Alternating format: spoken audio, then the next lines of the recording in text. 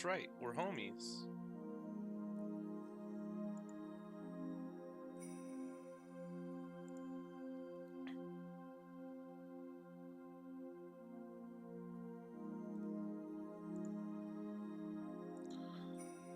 Go ahead and open the actual stream myself.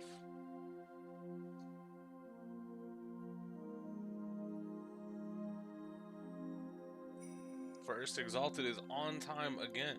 What happened, Exalted? Did something change?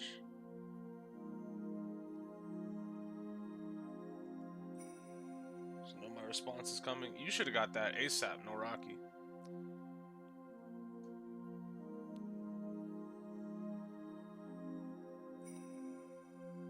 Discord has helped me. That's what it's here for. It's here to alert people.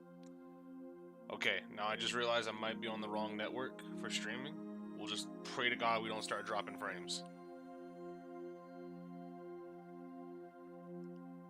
Let's just hope that we don't drop frames.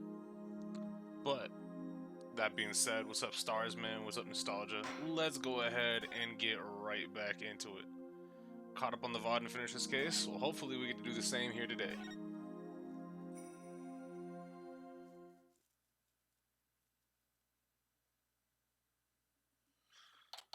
Alright, September 22nd, 1:48 p.m. Write Anything Agency. What? So the whole time traveling thing? Was just a ruse put on by the guests at the reception? I mean, I figured as much. I think so. It shouldn't be too long. Well, hopefully. Well, it looks like it. I knew there'd be some kind of trick to it. Wow, 2 wedding receptions. Can you imagine? I wonder how much that must have cost them. I have no idea. But if you have to ask, you're not rich enough to want to know. Still, if you got the money, it's a pretty good way to cover things up if you ask me. You got that right. I'm sure I would have been completely fooled. Hi, I'm back. What's up, Maya? You all set to go? Yep, ready when you are. So, what should we start with? Let's start with reviewing what we learned at the trial. What Ellen thought was time travel was really just a performance put on by the Sprockets. But other than that, it seems what Ellen told us was actually all true. So what really matters right now is... Larry's first testimony was golden? Yeah. Fuck you, Nick. You piece of shit. I don't want to talk to you ever again. The identity of the mystery person Ellen said she saw while she was being attacked. Nick, you stinking jerk. So who is this mystery person? That's the million-dollar question, I'm afraid. But if we want to clear Ellen of any suspicion, then figuring out who they are is key. Hope the stream continues well, Chris. Me as well. Thanks for stopping by, though, Enrage. I think I'll take toilets for 200 instead, Mr. Wright. Well, at least there were only so many people on that airship that night. And we know who the mastermind of this whole cover-up plot was, too, so that's good. You mean the groom, Soren Sprocket, right? Exactly. He might know something that could help us out. So then, what am I doing here? Who? Larry. Fuck off. Larry, go home. I'm a very busy man, you know. Well, all the other people involved are Soren's family members. So I thought I'd better start by interviewing you. Even if I probably shouldn't trust a word out of your mouth. Oh man, I have a really tight schedule, but oh heck, what are friends for, right? Okay, pal, go ahead, ask me anything. You do remember it was you who came to me for help in the first place, right? Alright, Larry, what you got for me? I want to go over exactly what happened when, before I step outside of this office again. Since you were there, Larry, do you think you could help me get it all straight in my head? If I gotta. Didn't you testify that our friendship is over, Larry, under oath, and then he revoked it? Okay, so the first reception was held at 7 p.m. on the day of the incident. That's the one you tried to crash, right? Huh? Oh yeah, that's right. And then they locked me up in a cabin. It was awful, I tell you. Too bad we're not here to focus on you, Larry. And then the incident occurred after this first reception, at around 10 p.m. dog.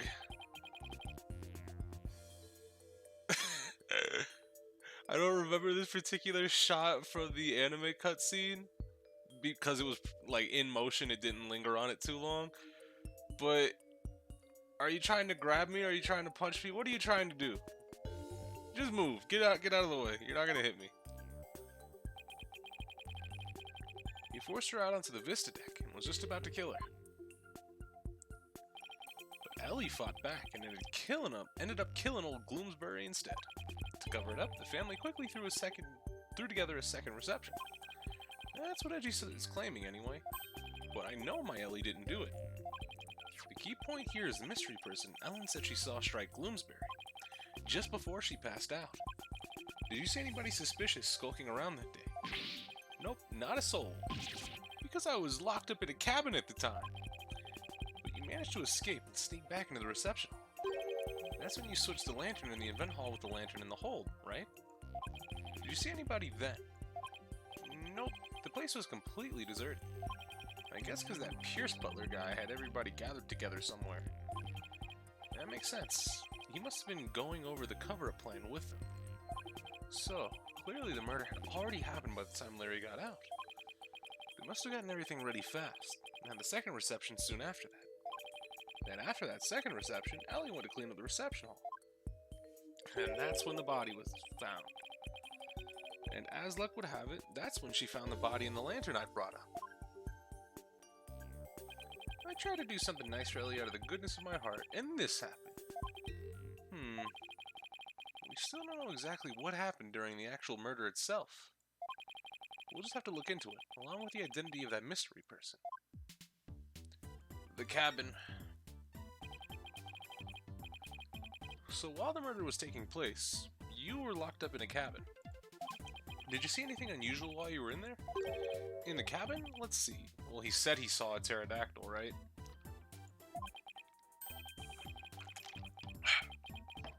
That's about right, yeah. There was that pterodactyl flying through the sky. That's pretty unusual. Oh, right. That drawing of the pterodactyl you saw. What's with all the air quotes? I really did see it, I swear. But Larry, the time travel thing never actually happened. Which means you couldn't have seen a real pterodactyl flying through the sky. Oh. Are you doubting the eyes of a super popular picture book author? No, I'm just sure you saw something else, and mistook that for a flying reptile. Nick, you're making me doubt my own eyes. Now I'm not even sure what I saw. Larry's drawing updated. Okay. He probably mistook something for what he claims is a pterodactyl in this picture. Great. It's crazy to think that Larry's biggest hit as a picture book author is the book he made about Franziska. No, I'm not saying that's correct. I'm not saying that's how it should be. All I'm saying is I've noticed it. Either way, you have no idea what actually happened at the real scene of the murder. That's right, and I can say that with every confidence. Oh wow, would you look at the time? I better go. I have a book signing to get to. A book signing? Whose book? Whose do you think? It's mine, of course. It's a Laurice Donim book signing. I bet you went around and begged a bunch of bookstores to let you do one. Of course not. They're the ones coming around to beg me. Looks like I guessed right. Anyway, I have to go. I'll send you 10 copies of my new book that just got released the other day, alright? 10? That's very generous of you. What are you talking about? I'm gonna send you the bill too, of course. Just put them down as office expenses or something. Well, see ya. Thank you, Larry. Thank you for just shoving books onto me. Wait, Larry, we don't need... he's gone. I'll take a copy, boss. Oh, and make sure it's signed. Oh boy. Trucy's not gonna like this office expense. Bro, Trucy really just do be running shit around here. You wanted to do something? He basically promoted Franzi's whippity-whip trip in court during 3-5, didn't he? A little bit. Wasn't like crazy like promotion, like he mentioned it like once or twice, but It wasn't to the point where it was like, yeah, no, it's gonna be a great book and everybody should read it. It's gonna be fantastic. There goes our first lead. What do you want to tackle next, Nick? Right, we should really hit the streets now, huh? How about we go see Ellen? Sounds good, boss. I bet I can cheer her up. I thought you were going to help Trucy with her magic show again today, Athena. Weren't you supposed to go meet her right about now? Trucy said she was going to practice her new trick on you, if I recall. On me? Really? Trucy's show is an important source of income for our agency, you know. You can leave the case to us. So you go ahead and run along now. But, boss... Off you go, Athena. No, I don't want to die. You better get going too, Maya. I like how even fucking Phoenix is like, no, no, no, you don't get to come along. It's old school. It's me and Maya now. You go on. Okay.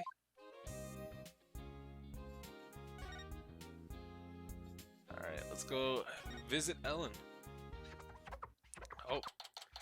Already hard at work, I see. September 22nd, Detention Center Visitors Room. Ooh, my poor sweet Soren. I wonder how he's getting along without me. Hello, Ellen. Fixing yourself up? Oh, nope, get in the frying pan. Oh, Mr. Wright, what do you think what's going to happen with the trial, do you think? Well, first and foremost, we have to hurry up and find this mystery person you saw just before you passed out. You know, Trucy is quite literally the actual, like, when Phoenix says, I'm the owner of the Wright Anything Agency, she's like, oh, you own it, right? Then what do I do? I just manage the whole shit for what? Shut up, Phoenix. Trucy probably calls him Phoenix in private. The daddy shit is just for fucking, like, appearances outworld. Or outwardly. Everybody else just sees like, oh, yeah, she just really loves her dad. And then just the second everybody runs away, Phoenix, you better give me something for keeping this whole ship running. Do you think that person could be the real killer? It's quite possible. Oh, shit. Oh, shit. Smash with the resub for 2 months. Thank you very much for sticking with the family, brother. Appreciate that. It's quite possible, and if we can prove that, we'll clear you of all charges. Actually, would you happen to know where Soren is right now? It's in his name, but she does the work. Oh, it's not just his name. Why do you have boxers? It's not just his name anymore. Her name is Trucy Wright. That's who it actually belongs to. He's usually busy with meetings all afternoon, but he should be home by evening. I think I better go have a chat with him later then. Why am I being treated to a view of someone's underwear? Mr. Wright, don't tell me you suspect my sweet Soren. Well, he is the one who masterminded the second reception after the time skip. So I thought he might be able to tell us something. How could you, Mr. Wright? You can't possibly think my Soren would never kill anyone. All right, just calm down. No, not if you're accusing my Soren. Please, I'm not accusing anybody, so please put the pan and ladle down, alright? Really? Cross my heart. So for now, would you mind if I ask you a few more things about the case? You better be careful not to provoke her.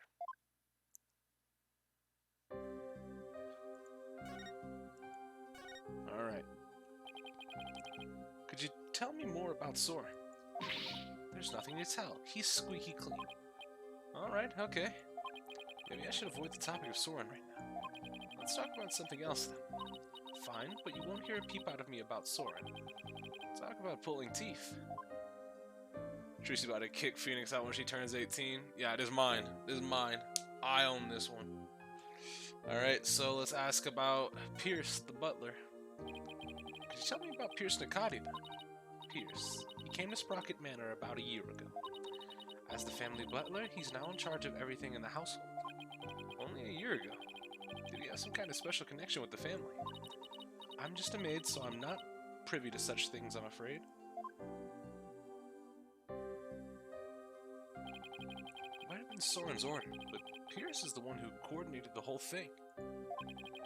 He's the one who really orchestrated that grand time travel farce. He must have quite a bit of authority in that family. Phoenix keeps Trucy happy by offering up sacrifices. Oh, for the magic show? And that's when why Apollo left. It was like, okay, well, now I gotta make Athena do it. I gotta make somebody do the magic tricks. Does that mean, like, before Apollo ever came around, Phoenix was, like, that's why Phoenix was saying he could play the piano? He was trying something to do, like, literally anything than fucking helping the magic tricks? It just must be torture. That's all the magic show has to be. It's just actual torture. How can anybody gain that much influence in a single year? I really don't know. I mean, he is an excellent butler. Wouldn't that explain it? I mean, also the connection to the fucking, to Big Sis, what was her name? It's Soren Sprocket, and the other one wasn't a pun. It was just Selena Sprocket, right? Is it really as simple as that? Probably also Trucy was younger, so the tricks were at least a bit tamer. Yeah. Just Mr. Hat and the magic panties, that was it. Now there's flaming rings of fire, there's hold your breath for 15 minutes. I'm gonna stab you with a sword. I'm gonna use this guillotine. A whole bunch of shit now. Before it was pour gasoline on yourself and light yourself on fire. Yeah, no, what happened to Trucy? What you thought was time travel was really just a cover-up carried out by your in-laws. Pierce said Soren was the one who ordered the whole thing. I still can't believe it, even if the second reception was fake. Soren would never use time travel for something like that. He's very serious about his time machine research, you know. I heard there's a reason he's researching time machines, actually. Something he wishes he could change. But isn't the whole idea of traveling back in time itself a little fantastic? I don't think so. After all, Soren said real time travelers do exist. Really now? You think he knows someone who actually traveled through time? That's right. I haven't seen it personally, but Soren said as much. So I believe it. Somebody who actually traveled through time, huh? It's pretty hard to believe. Thank you, Ellen. You're going out to do your investigation now, aren't you? Yeah, that's right. Please make sure you don't cause Soren any trouble, okay? I'm afraid I can't promise you that. I don't know if I can Don't pull the fucking pan back out. Please, whatever you do, please don't upset my Soren any further. I'm begging you. I'll do my best not to cause him any unnecessary trouble. Oh, I couldn't bear it if Soren ever came under suspicion. I'd rather be found guilty myself. Yikes. Ellen, please, don't work yourself up like this. You don't want Soren to worry, do you? Fix your face. Where the fuck is the frying pan coming from? Where is anything she have coming from? She has makeup, a mirror. She has the frying pan. She has an iron. She has, in addition to the iron, she has somebody's dress shirt and boxers. She has a ladle. And the floodwaters recede once more. So what do we do, Nick? Well, Ellen said Soren is usually in meetings until the evening, so let's save our house call until then. Why don't we go to the mooring dock and figure out our next move from there? Roger, Nick. Alright, to the mooring dock. September 22nd, Sprocket Park Mooring Dock. It's almost a rhyme. It's so close. So, where should we start? Let's see. Are there any places we haven't examined yet? We already investigated the reception hall and Sprocket Manor. We haven't investigated the rest of the fucking, the airship. Like the hold, the elevators. We haven't looked at the Vista deck. Yeah. Hey, you're right. We've still got some pretty important places left to examine, don't we? The Vista deck is the actual scene of the murder, right? And the lantern with the body in it was stored in the hold. I think there's a good chance we'll find some important clues in those locations. Do we know how to get to the hold? Good question. Well, I mean, with the map, it showed, like, all you gotta do is take the lift down from the Vista deck, right? Or I guess you could go in through the cabin. We haven't been to the cabin either. So, interestingly enough, is this supposed to be like the cabin Larry was stuck in? They took him down the elevator from the reception hall and just stuck him in the cabin and was like, stay here. I think it was labeled in a diagram of the airship in this pamphlet. Oh, well, I'm going to look at it again anyways. There it is.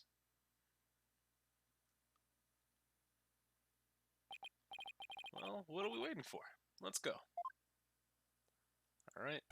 Let's go to the hold. Hold.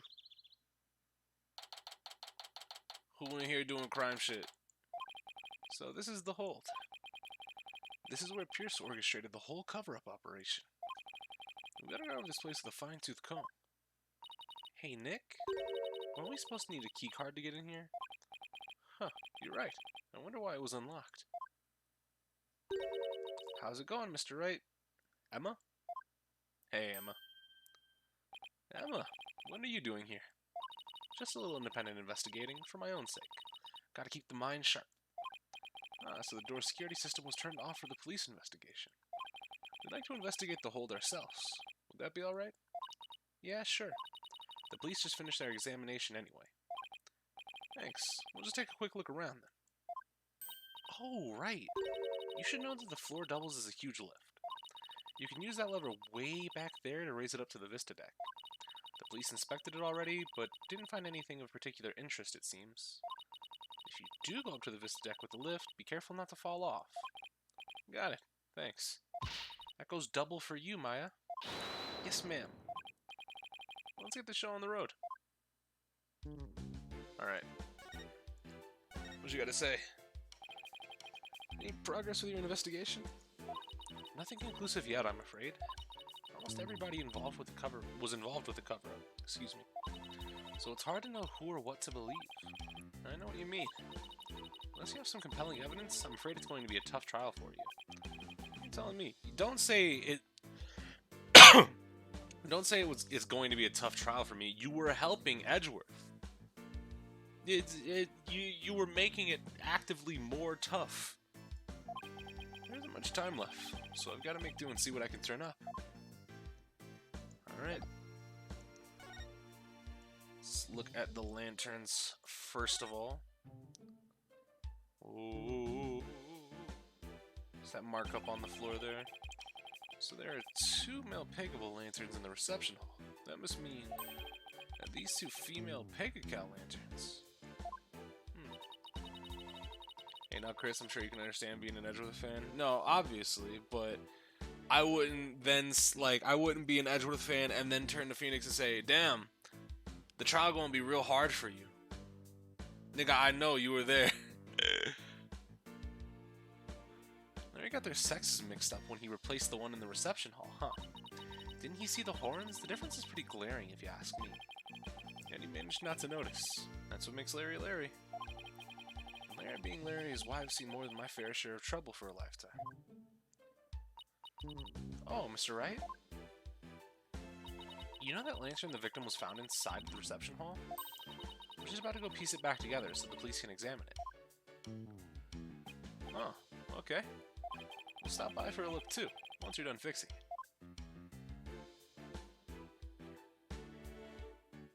Alright, let's check out that. I can't check out that marking on the floor. Let's check out the flowers.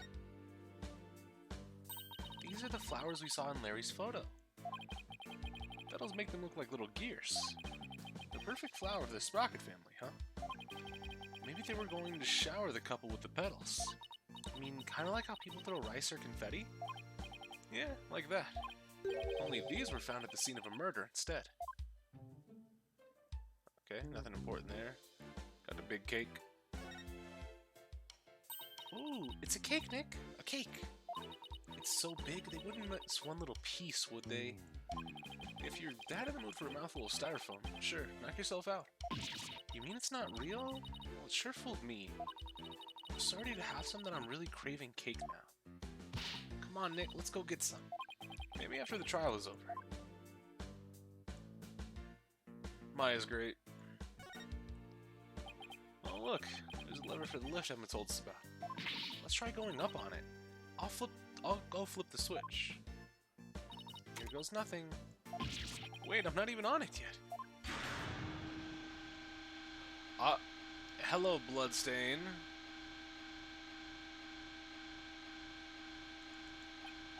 Hey, Maya, stop the lift. Whoops, sorry, I got a little carried away. Never mind that. Move over a little. Okay. Is that blood? Blood? Let me see. Could it be Mr. Gloomsbury's blood? Well, this lift goes up to the Vista deck where the murder took place, so I think that's the most logical conclusion. But I thought the victim was clubbed to death and that there wasn't much blood. So that tells me I better take a picture of this.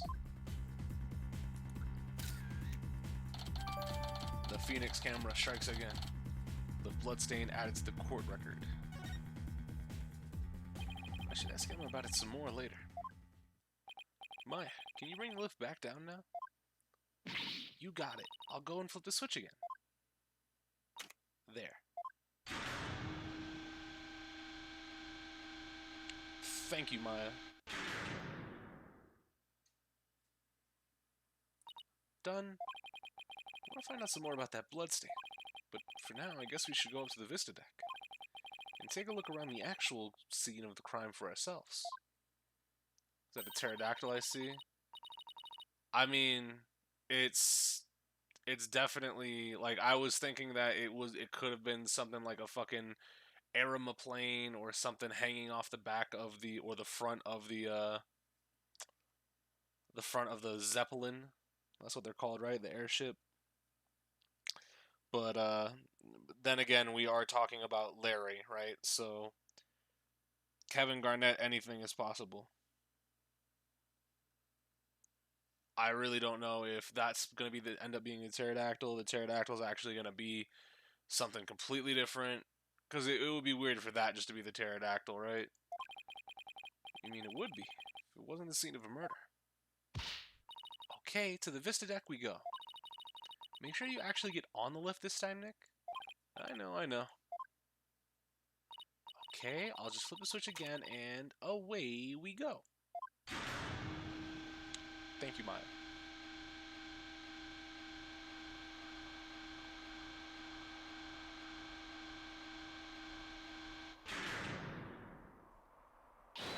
Wow, look at the gorgeous view. Never mind, I'm blind, it's a plane. Well, yeah, no, but because Larry has been mistaken with his artistic representations before, so the possibility that, where is it? That this is another flying machine of some sort is not very far off. So I don't think you were wrong for saying that, but I don't know if it was that particular one or not. So this is where Ellen was attacked and Mr. Gloomsbury was killed. Yeesh, one wrong step and it's splat on the ground below.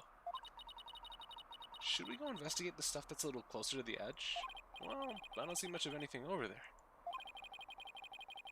Larry's room sketch is actually clean, though. Fair play. Yeah, no. Larry, like, I would assume you don't get to be even making it so that you have a book published, I don't think you get to say, oh, well, I'm not a good artist. He's definitely a good artist. Mendham can draw. I've always had nothing but the utmost faith in Laurice Donim. Fucking, Misty trained him well. The police investigation didn't turn up any clues either, so maybe we don't need to. Oh, I get it. You're scared, aren't you, Nick? Of course not.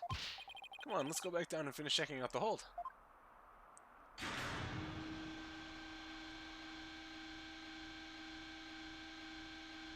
Don't tease Phoenix, Maya. It's not fair.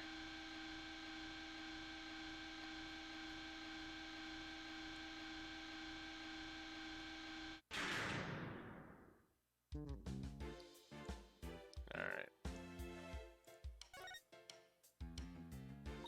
Ooh, look, Nick, it's an airplane. I wonder if Sordon built that one, too. Hey, why don't we take it for a spin? Hold up, was that blood I saw? Yeah, we have it in the court record. We already investigated it. We saw it the first time, like, Maya was sending the lift up, and it was just there, and Phoenix was like, wait a minute! Just a quick tour around the neighborhood. And who do you propose is gonna pilot that wooden death trap? Me, of course. Who else? Don't worry, I've seen people fly airplanes on TV plenty of times. I think I'll pass. I've still got my whole life ahead of me. The big bell. What's that? A wedding bell? According to the pamphlet, it's used on the Vista deck during wedding ceremonies to bless the newlyweds. I guess they disassemble and store it away here in the hold when it's not being used. Candelabra. Huh? Looks like there's some fingerprints on this candelabra. Yeah, I just got done dusting that. I was able to pull a set of left-hand prints. Do you know whose prints they are? Yes. The prints belong to the victim, Dumas Gloomsbury. Nick, I just figured something amazing. You did? Get this. If the fingerprints on the candelabra were from his left hand, then Mr. Doomandgloom must have been left-handed. What do you think of that? Do I have the makings of a great detective, or what? Now, Maya, I like your enthusiasm. Really, really good energy. I fuck with the energy. You got heart, you're just a little confused. Oh yes, your deductive reasoning skills are nearly encyclopedic. Hey, you're pretty good, Maya. I looked into it myself, and sure enough, the victim was left-handed. Really? I got it right? Awesome. Good for you, Maya. Good for you? That's all you got to say? I think you did a really great job, Maya. Way to go! Guess one can never have too much info. Now you're talking. But come to think of it, this candelabra isn't in the photo Larry took of the hold, is it? That picture was taken when they were getting ready for the first reception, right? The candelabra must have been brought in here sometime after that, then. But the question would be then why? Uh-oh, frames. Damn it. Alright, it stopped. It's still possible it has something to do with the incident, though. I better add it to the evidence file, just in case. Investigating with Maya is fun. Always has been, always will be. Oh, by the way, Mr. Wright, you can have this fingerprint powder, if you like. You're giving this to us? Sure. I have 4 other sets. Thanks. I feel like there's something more to the candelabra, but I can't put my finger on it. Right now, at least. Vista Yek. So this is the airship's engine. It's pretty impressive. And it's all rhythmic, like a heartbeat. It's the literal heart of the flying chapel. Look at all those huge gears spinning around and around and around and around and around and... I think I'm starting to get dizzy. Yeah, me too.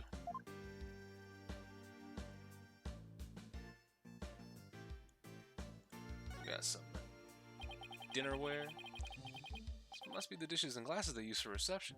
It's very fancy. I bet we'd be in big trouble if we broke any of them. Ooh, I want to see Nick. You, young lady, need to stay far, far away from me. Nick, you think I'm going to break them, don't you? Let's just say your rap sheet for breaking things doesn't help your case. Alright. Anything else? No? Do we have to... Wait, did you give us anything new? The candelabra, okay. Emma, can we check out this candelabra a little bit more? A little more? What are you... Oops. What happened? I almost dropped the candelabra and the candle slipped off. Well, let's be careful with that. It might be important evidence. Wait a minute. Well, thank God for accidents. Now what? One of the pins that holds the candle is broken. What? There's definitely something fishy about this candelabra. There is. What makes you say that? Call it forensic investigator's intuition. We already dusted this for prints earlier, so let's test it with luminol this time. Knowing Emma, she used every test she has at the same time if she could. Just hang on, this will only take a second. Well, this turns up a new lead somehow. Well, Emma, did you find anything? Take a look at this, Mr. Wright. Yep, that's about right. What was all that blood doing on there? Candelabra updated? Yep. Did you figure out whose blood it is? Maybe somebody got hurt while they were setting up for the reception. These pins are pretty sharp. One of the pins is broken. It means there was some force in it. I think maybe somebody got stabbed? But nobody reported anything like that, because it would give him away as the murderer. It's quite a bit of blood. I wonder whose it is. If I have anything that might shed some light on that, I should probably show it to Emma.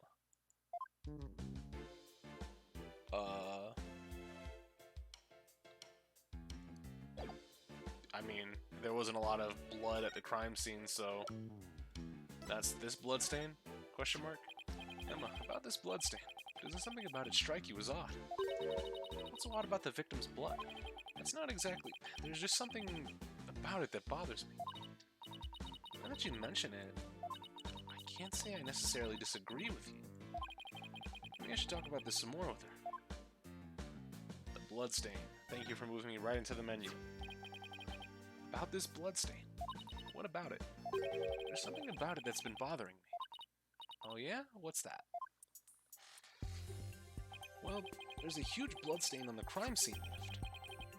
And a bloodstained candelabra. Now, this is only a guess, but I'm thinking maybe these two bloodstains are from different sources, question mark?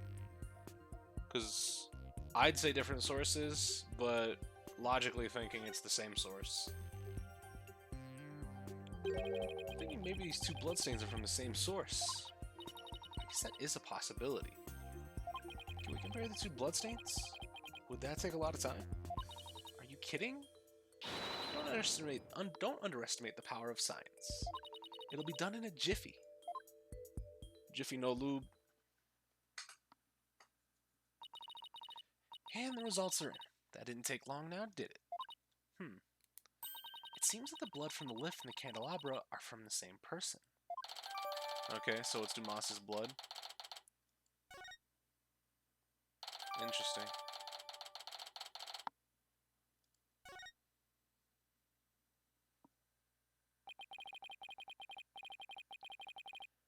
Wait, did they... Yeah, they did say it was Dumas's blood, right? Or am I crazy? Am I losing my mind? Well, the victim was clubbed to death, and there wasn't all that much blood.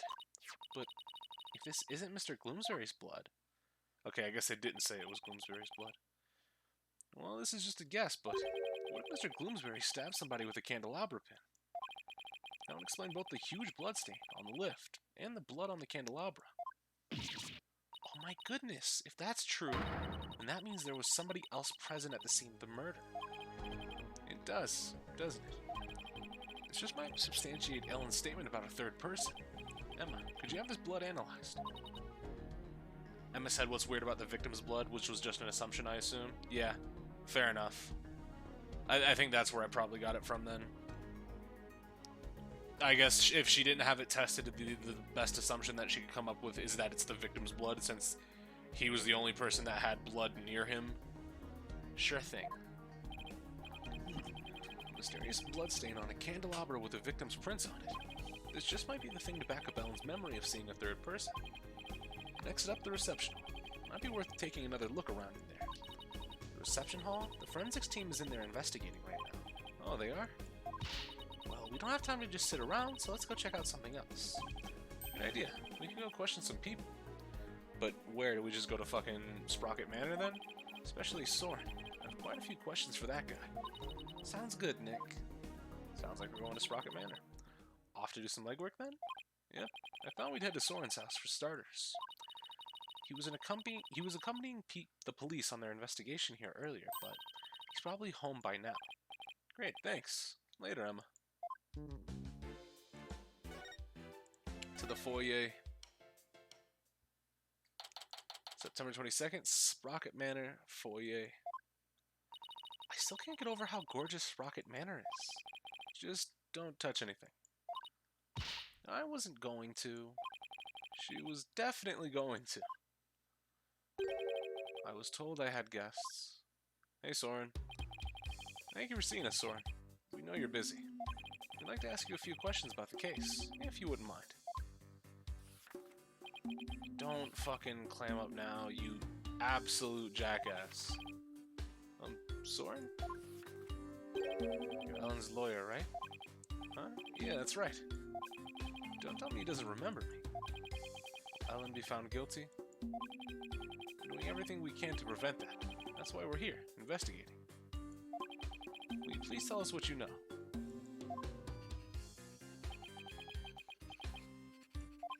Soren? He's writing it on a fucking paper airplane. Or no, he's just jotting notes. I have no idea what this fucking guy... Alright, fine. What was that pause all about? Alright, the cover-up. It was you who gave the order for that large-scale cover-up plan. Isn't that right? What large-scale cover-up? Don't play dumb with us. You held 2 wedding receptions in order to try to cover up for Mr. Gloomsbury's murder. Ellen thought that through the power of the timekeeper you built. She traveled back in time. Ah, so that's why there were 2 receptions. You didn't know either. Wait, does he seriously not know why the reception was held twice? Looks like I have to delve deeper here. Time travel. So the cover-up scheme, that fake trip through time. You're not the one who was behind it all. Pierce Nakati stated in court that you were the one who ordered it to be carried out. Pierce said that? I see. I leave him in charge of everything around me. So whatever he decides is, in essence, my decision too. So I take it that you didn't know anything about the cover-up. Man just went along with 2 fucking wedding receptions because, hey, fuck it. Why not? That's none of your business. But you were in 2 wedding receptions in a row. And still, you claim to know nothing. I have nothing more to say to you. Please leave.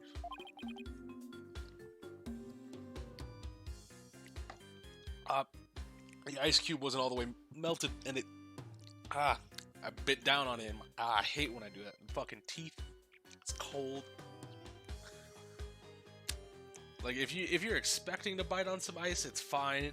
But when it's just like, it's just gonna be like... It's just gonna be cold, and that's it. And then I, like, close my mouth, and, like, my teeth just naturally close on an ice cube. Fucking dickhead ice cubes. But Soren... No paper airplanes. MIA. No.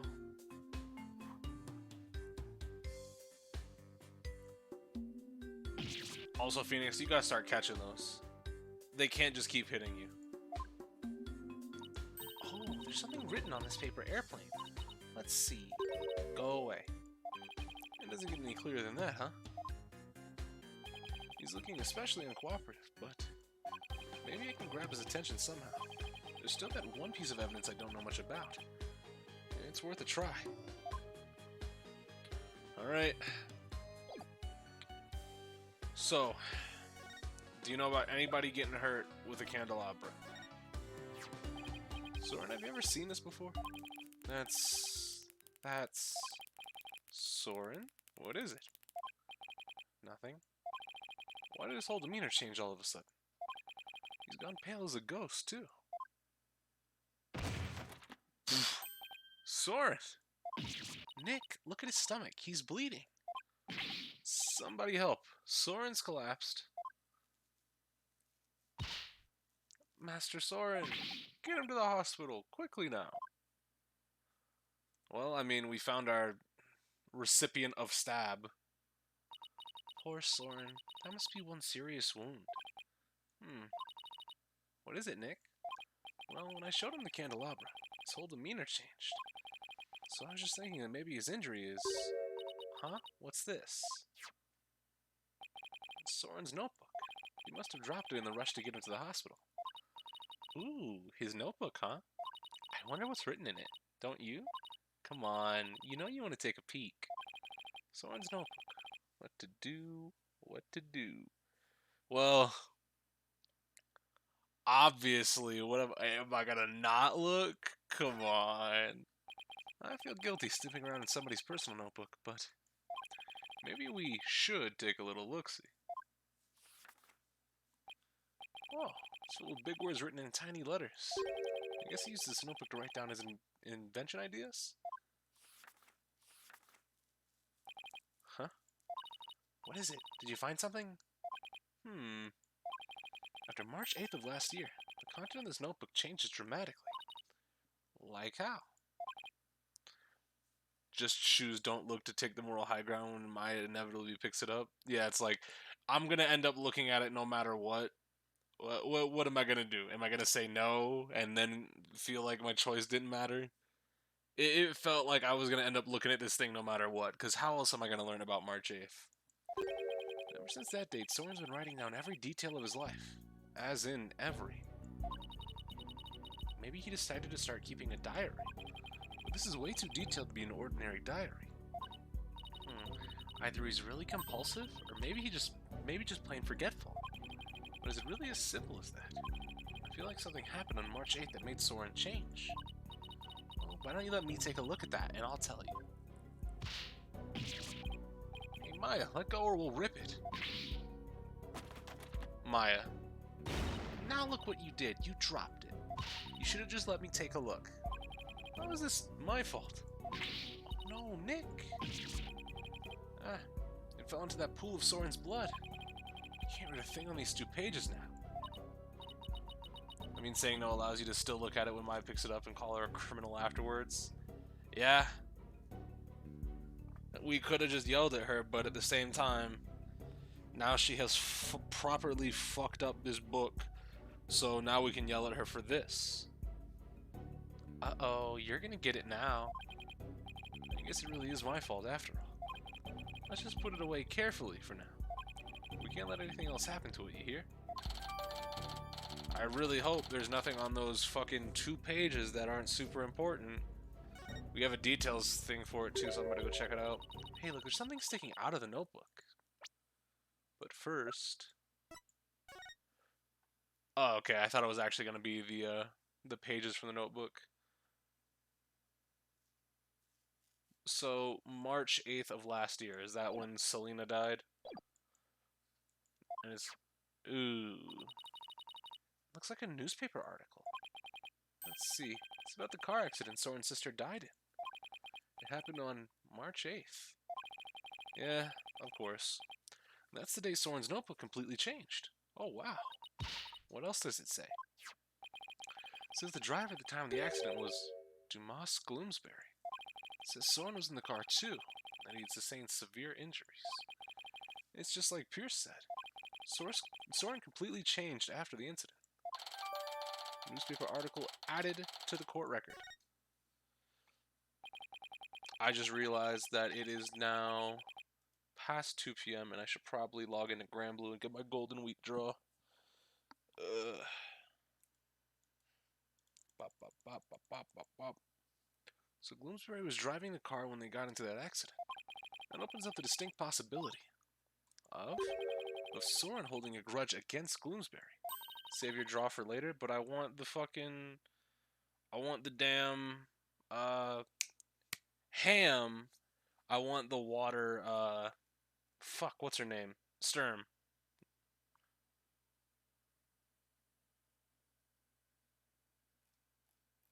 Oh, Gala's tonight? Yeah, I'll just save that shit then, fuck it. Test? Test is good, Ice Hammer, we see you. Read you loud and clear.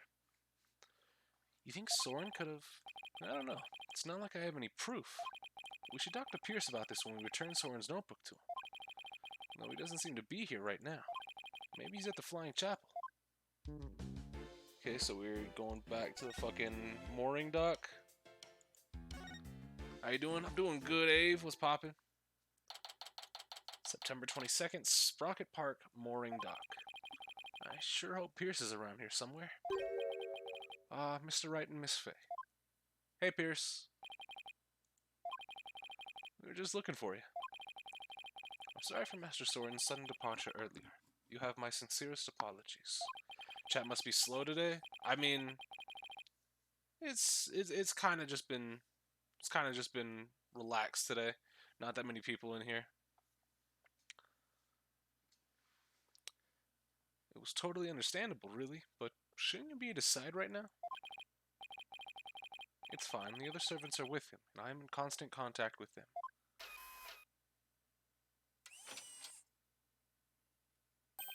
Do not forget to give him his pain medication, and be sure to keep him hydrated.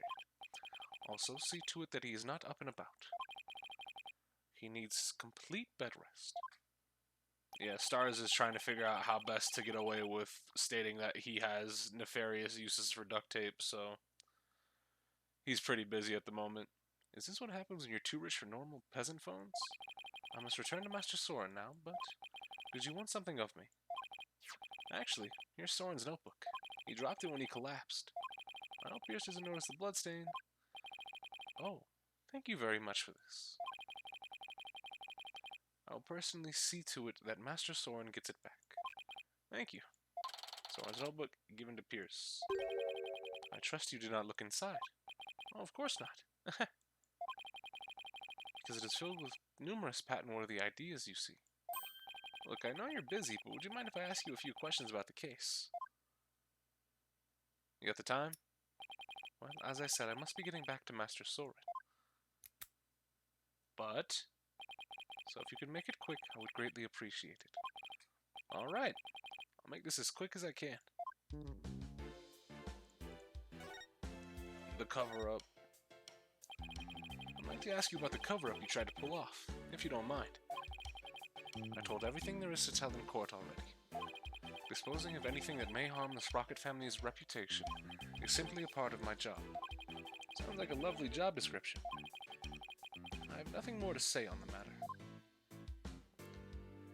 He keeps flashing the very obvious, oh, he has a relation to the sister that died. Oh, because he keeps checking the pocket watch. It is not his pocket watch. It's actually her pocket watch. Because here it is on the table in the photo of her. Like, come on, bruv. It's all fun and games to these product quests. It's part of the story event. It goes down to 1 charge diamond. Yeah. And then you just start fucking praying to God. Dog, that's why I like really running my light team right now. Just because it's like, oh, y'all are gonna keep just abusing your charge diamond, but I'm just gonna keep throwing up shields. Fuck you. Right. The accident.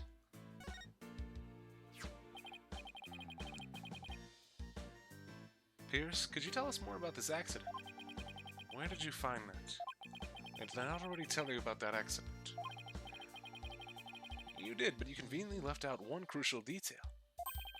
The fact that Dumas Gloomsbury was driving the car at that time. I have Vayne and Catalina, but once Vayne dies, it's pretty much over. Could you not sub out, who's your third on that team right now? Because if you have Charlotta, I would say she might work pretty well. Just because of her defense buff. Oh, did I not mention that?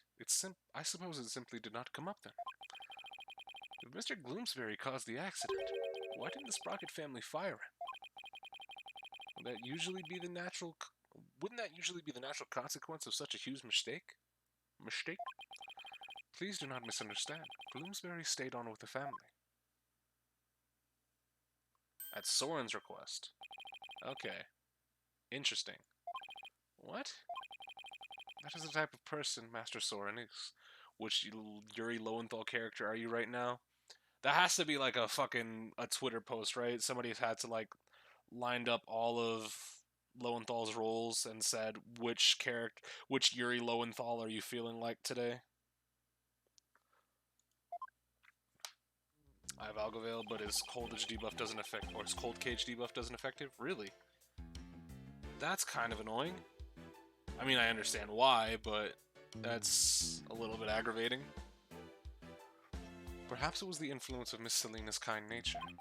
She was such a sweet person that even in her last moments, she thought of Master Soren.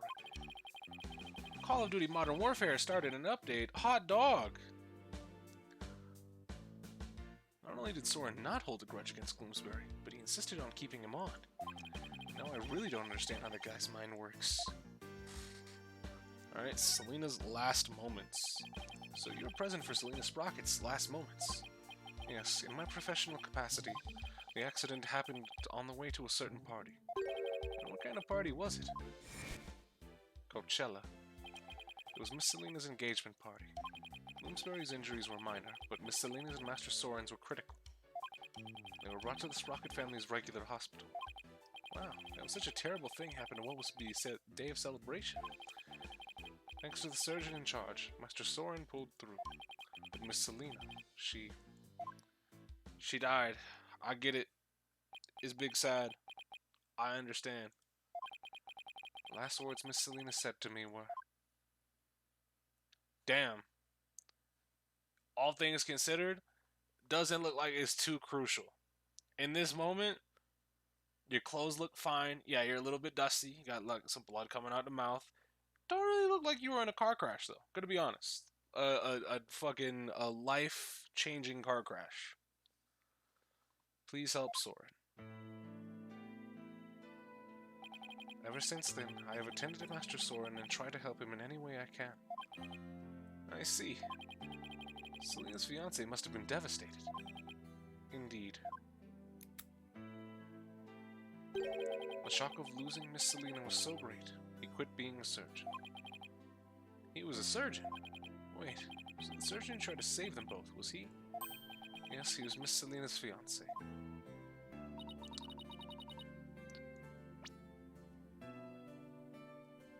Where is it?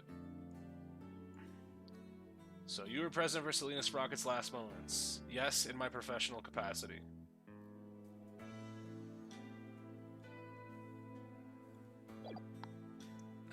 Alright. What a terrible tragedy. How awful. So where's her fiancé now? Good question. I wonder that sometimes myself. So Selena had a fiancé. I'd like to find out more about it, but I doubt I'll find him anytime soon. Damn, Phoenix. You let Apollo upstage you once and your brain just shuts off. That's crazy. So, are we done here? I'm afraid I must be going. Could you please just tell me a little more about Sora? There's nothing more to tell. I can't seem to get any real answers out of him just by asking him questions. But there is that piece of evidence I still don't... do I have to present the goddamn candelabra to him too? Maybe he'll be able to tell me something about it. Alright, bud. Pierce. Have you ever seen this candelabra before? No, I don't know anything about it. Where does this game sit in this game's timeline? Right after the, or not right after, but a couple months after the 5th case. Alright. So, let's go ahead and break this motherfucker's lie down. My Magatama reacted. Pierce must be trying to hide something from me. I have to break those psych locks and find out what. What's up, young nipple? Take that!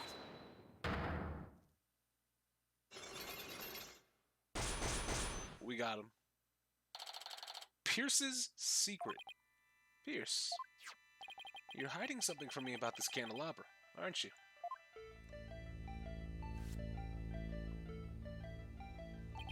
It is one of the candelabras from the Flying Chapel, is it not? Is there something special about it?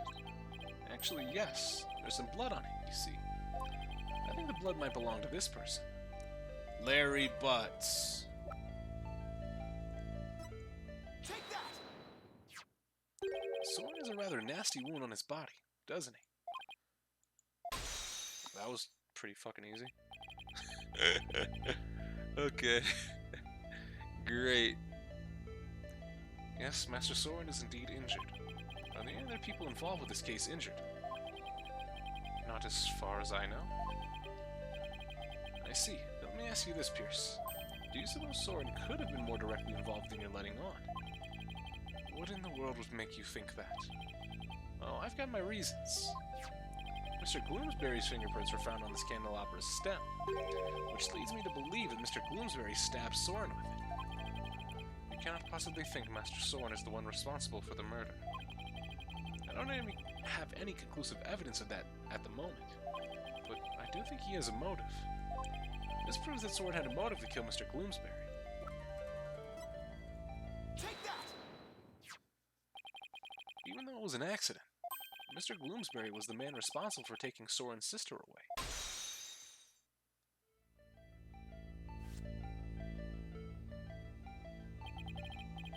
Only reason I clicked this is because Snark hosting and I saw my... Okay. I mean, if that's the only reason you clicked, I'm sorry that it had to come to that for you. Can you prove that it had anything to do with this case? You might have been stabbed at some other location for some other reason. Sorry, but I can prove it was related to this case. Oh, really? Soren stabbing Mr. Gloomsbury's death are definitely connected. Are they now? This is the piece of evidence that ties Soren's injury to Mr. Gloomsbury's murder. Ah, the fucking bloodstain. Take that! The bloodstain was found on the side of the lift that goes between the hold and the Vista deck. Its blood matches the blood that's on the candelabra. I obtained the results straight from the police, so I can assure you this information is correct. This bloodstain on the lift indicates an important fact. It shows us that Soren was there during the crime. Soren's blood is on the lift, which can only mean one thing. He was there, wasn't he? Soren was at the scene of the crime. Ooh, look at the time. You are very astute, Mr. Wright. It appears I cannot hide this from you any longer.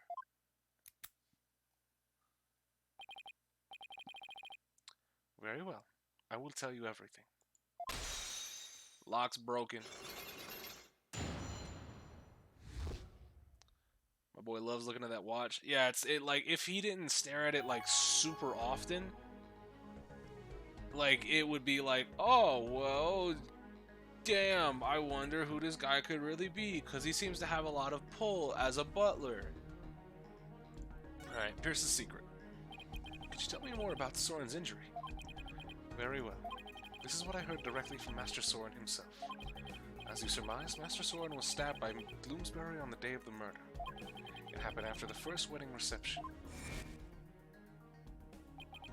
The happy couple was in the reception hall when suddenly Gloomsbury appeared. He attacked Miss Ellen and tried to take her away. Master Soren went to stop him, and found himself in a struggle with Gloomsbury. That is when Master Soren was stabbed with the candelabra, he said. Even though Master Soren was badly injured, he went after Gloomsbury. So Soren really was at the scene of the murder, wasn't he? Yes, that is correct. However, by the time Master Soren arrived at the scene, Gloomsbury had already been murdered. So Pierce is saying that Soren was at the crime scene, but that he didn't have anything to do with the murder itself.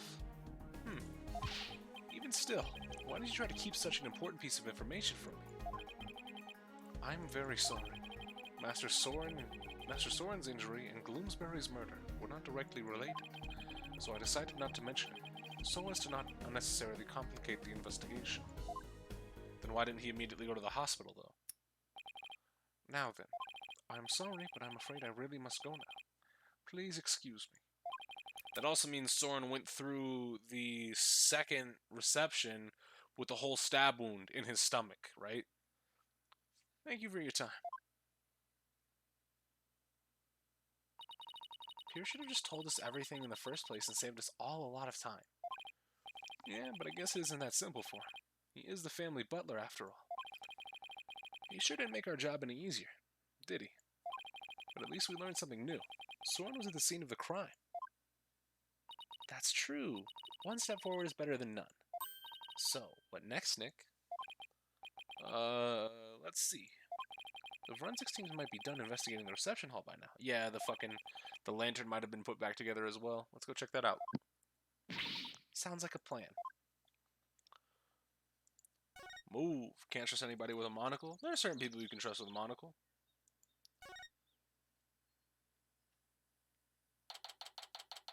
September 22nd, Flying Chapel Reception Hall. Looks like the police are done with their investigation in here. I wonder if it's okay for us to have a look around now. Oh, hi, Mr. Wright. Hey, Emma. Would it be alright if we investigate this room now? Sure. The police are all done, so go for it. Oh, remember that broken lantern? I restored it to perfection. I have to say, it's some of my best work. What's going on, Gallus? Sounds like the repair job was a resounding success. Thanks, Emma. We'll take a good look at it, too. Well, I have to be getting back to the station. Try not to mess up the crime scene if you can help it. We'll be careful. I'll be seeing you. Bye, Emma. And thank you. Well, shall we get started? Alright. Where is the other lantern? Okay. Let's go check that out. Emma, you put it back together wrong. That valve is supposed to be on the inside. Because it's not painted. Emma! Emma, no! Damn it, Emma. And here's the broken lantern. All patched up. I do mean patched. Emma said this was some of her best work. So I know she put a lot of effort into it. It was pretty smashed up. Must have been a lot of work to piece it back together. Well, she gets an A for effort at any rate. Huh? This wheel handle on the back has some blood on it. It looks like somebody gripped it with a bloody hand. Maybe the blood got there when the killer was putting old Doom and Gloom's body inside. Well, no, it was on the inside. Do you see anything else worth noting? Well, there's another one of these lanterns over there, so it might be a good idea to really compare the two later.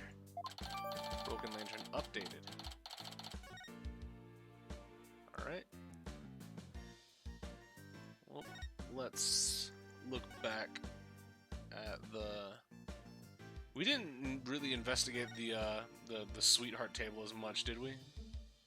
Ooh, shiny. What's that? Is that a heart-like key? A love key? I guess it's in police custody now. Huh? What's this? A key? Let's ask the maid about it. Good idea. She might be able to tell us something. Excuse me, can I ask you a question? Of course. What would you like to know? Do you know anything about this key?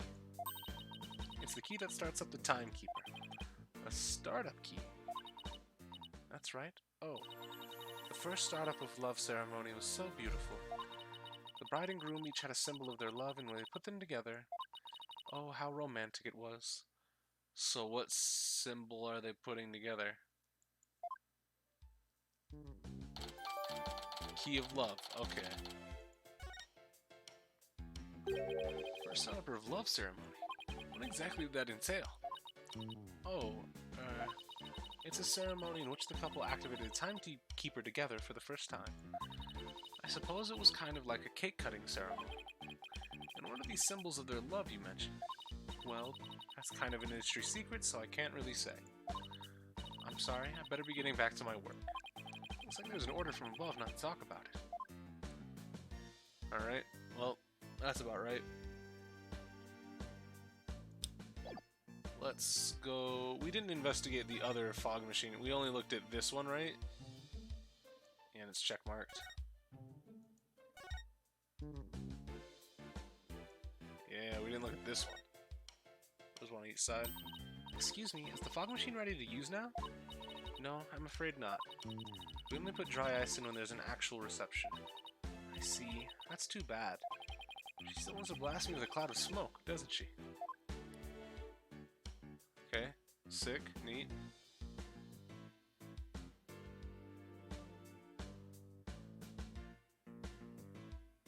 Nothing else?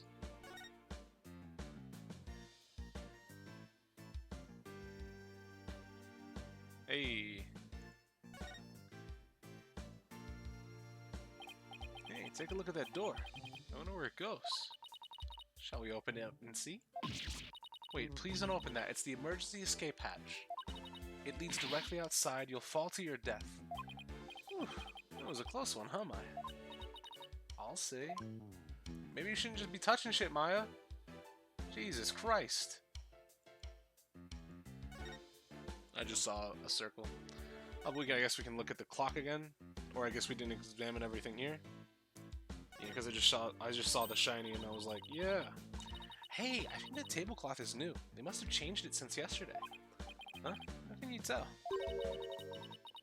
Because the food stains that were there are now gone. I should have known it's because it's food related. It's kind of nice that despite it being 7 to 9 years, they didn't do a complete change on the old cast. Yeah, that was kind of like my fear. When I saw Edgeworth popping up and saying he's going to be the prosecutor, I was like, I really hope he's not Prosecutor Edgeworth that we ran into in the 5th case of Dual Destinies. Because, you know, while I will appreciate Edgeworth popping up, if it doesn't feel like Edgeworth, then what's the point? Alright, what's this? What's new about this clock? Or we're looking back outside. It's another beautiful day outside, isn't it? Yeah, if only it wasn't the scene of a murder, we could really enjoy it. True. Must be tough for the maids to have to work on a beautiful day like today. Oh, we don't mind. Whoa, I didn't think you'd hear me way over there. We don't think of it as simply cleaning. It's more like we're wiping away all of the sadness stuck to this airship. Wow, talk about devoted. I guess we checked out everything of interest in this area. Oh well. Oh, for the sweetheart table. Okay. Let's compare the Pegamoose. This is the unbroken Pegable lantern. And this is the one Emma restored. I wouldn't say they look exactly the same, more that they're made of the same parts. Wait a minute. What is it, Maya?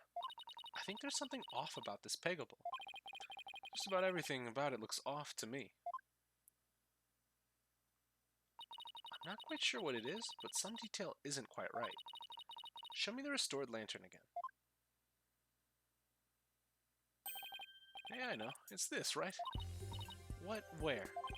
The thing about the restored lantern that's off is the color of the wheel handle. Look, it's the wheel handle. It's a different color altogether.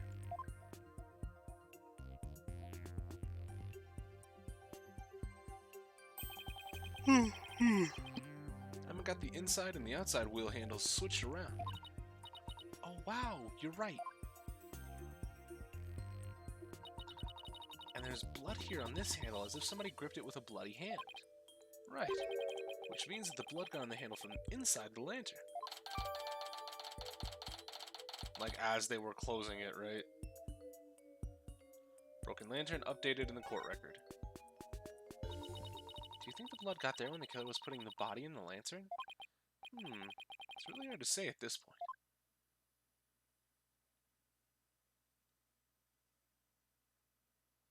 So now the question is, if he got clocked with the timekeeper, clocked with a clock, but if he got hit with a timekeeper, he could have started like hemorrhaging and bleeding out, or not bleeding out, but just hemorrhaging, and he could have hid inside the lantern himself to try to not be found, and just passed out in there. He would have had access to the hold as well. The only question is now, who hit him initially? Whew. Well, I think we've checked out everything relevant to this case. What are you two doing here? Wait, what are you doing here? Oh, hey, Soren. Shouldn't you be resting in bed? You're injured. How do you know about that? Never mind. My notebook. Have you seen my notebook? I can't find it anywhere. My notebook. I need my notebook. What's the matter with him? My notebook. I have to have...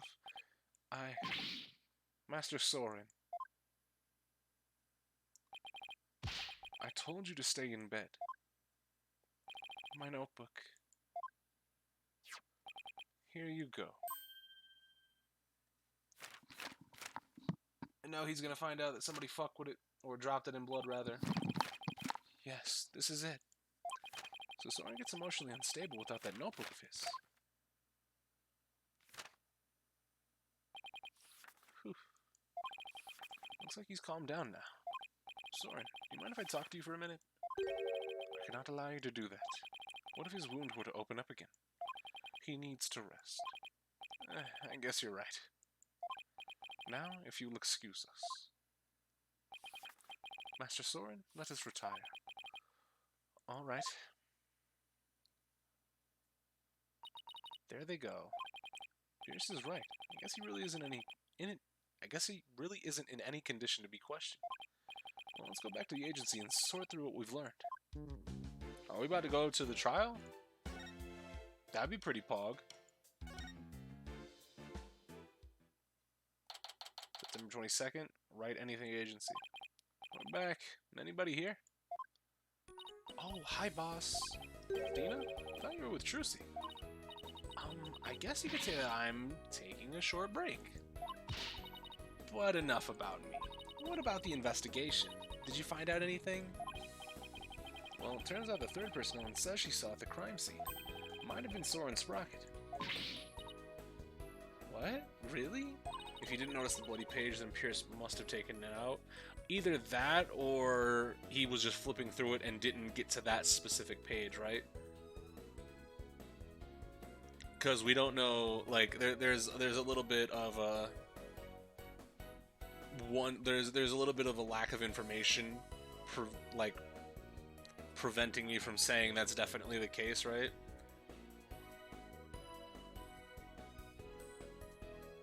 Because alternatively, you could say if a page was missing, he would have noticed as well, right?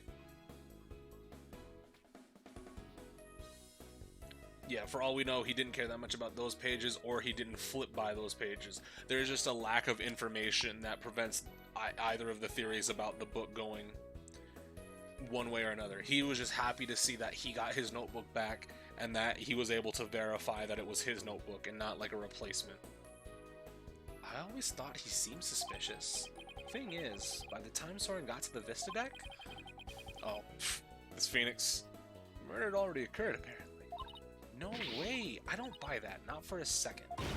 It's a cover-up. A cover-up, I tell you? That's certainly a possibility. And as a lawyer, it's certainly a possibility that I have to pursue, but... But what? It's your job, right? So pursue the heck out of it. Just do it. Yeah, but is that really what's best for Ellen? Soren could be found guilty if the truth comes out tomorrow. But if we don't pursue this possibility, Ellen could be found guilty instead. Oh man, either way, it sure doesn't spell out happily ever after for the two of them. So what are you gonna do, Mr. Wright? I can't let an innocent person get convicted. So I guess all I can really do is pursue the truth. Even if it ends up devastating Ellen. What a tough call to make. Not really a tough call at all. Shot in the dark, Soren claims the time travelers are real since his sister's death. He's keeping a note of everything. Well, yeah, right? Because that would also be like he's convinced himself that time travel is real and he can work on it. So he's keeping a note of everything just in case he actually does time travel, so he can know the exact details of what's going on. Because he wouldn't want to, he would just time travel like maybe like, let's say like a week ago, right?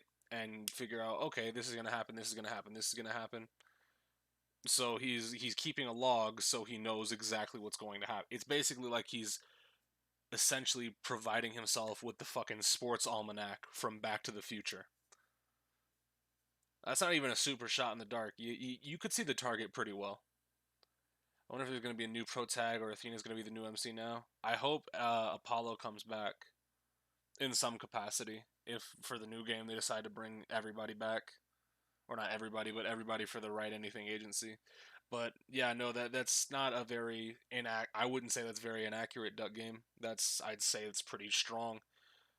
In addition to that, the fact that he was the only one that didn't know that the rest of the family was going on about doing a second ceremony because the time key the timekeeper had been used, right? So they're trying to make him believe that, oh yeah, time travel can happen. You can really save your sister.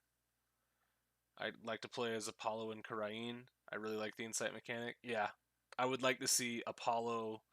Like I would like to see a case where somebody flees to Karain to seek like shelter, and we follow them there and pursue them in the Karain court. That would be pretty cool. Because Insight is too strong of a mechanic for it to just be a one and done type thing, right? It's too nice of a mechanic.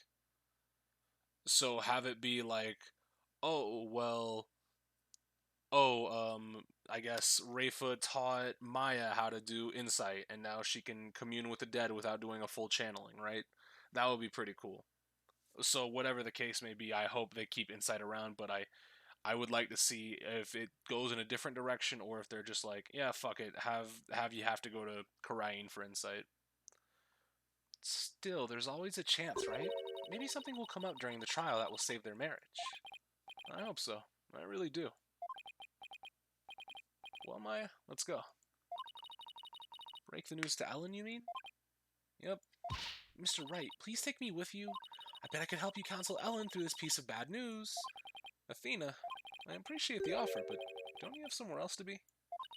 Do I? Athena, what are you doing here? I've been looking all over for you. Come on now, let's get back to practicing.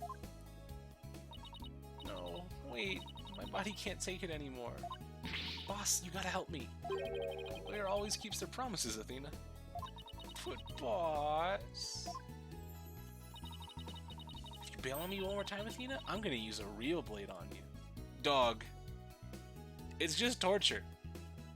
The magic show is just torture. Apollo was eating that shit, though. That's how you know Athena has lower durability.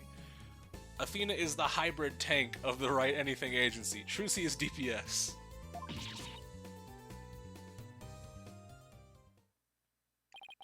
Sorry, Athena, but somebody's got to do it. Better you than me, though. Hang in there, kiddo. Come on, Maya. We better get going. To the detention center. September 22nd, detention center, visitors room. Hello, Ellen. How did your investigation go, Mr. Wright? Before I answer that, I need to ask you something. Was Soren with you when Mr. Gloomsbury attacked you in the reception hall? I'm sorry I kept it from you. I was afraid that he'd come under suspicion if I told you, so I kept quiet about it. I'm really sorry. I see. I thought it was probably something like that. Listen, Ellen, I'm afraid I have to make a very difficult decision based on what I found. What kind of decision? This is very hard for me to say, but the mysterious person you saw at the scene of the crime was most likely Soren. Shock. No pan. In other words, in court tomorrow, I'm afraid I'll have to propose the possibility that Soren is the true culprit. No, Soren is innocent. Don't you see? If I don't try to pursue that line of thought, you'll be found guilty. No. No. Please, Ellen, calm down. Big sad. Soren just can't be found guilty. I'd much rather be found guilty instead. Ellen, you can't let yourself think like that. But... no. Marriage is for life, right? Do you really think you can run away from the truth and still be truly happy with him? You're not married, so how can you possibly understand? Sometimes you just gotta do whatever it takes to make things work. You were married for all of 4 hours before you got arrested. Shut up. But, Nick, you talk to her. Hey, don't just dump this all on me. Mr. Wright, I'm innocent, and Soren is too. So please, prove our innocence in court. I'll certainly do everything in my power. I just hope she doesn't lose control like this in court tomorrow. Well, I mean, that's a given then. To be continued? Yep, here we go. Oh boy.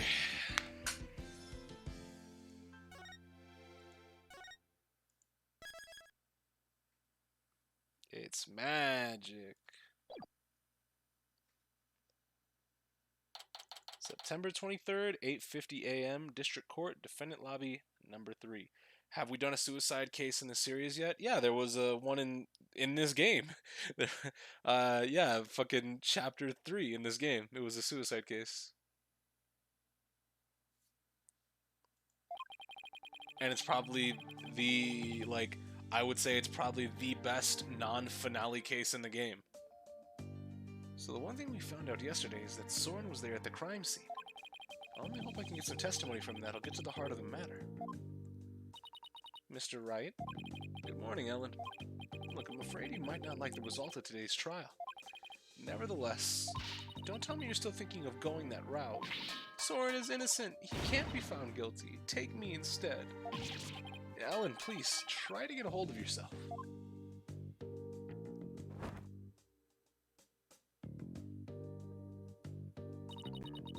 I believe in Soren with all my heart. So how dare you doubt him? Well, he's not my fucking client, so... Regardless of which one of them is found guilty today, it's going to be devastating for Ellen, isn't it? We just have to do everything we can. That's the best we can do, you know? Trial's about to begin, Mr. Wright. Alright, let's go, Maya. Yeah.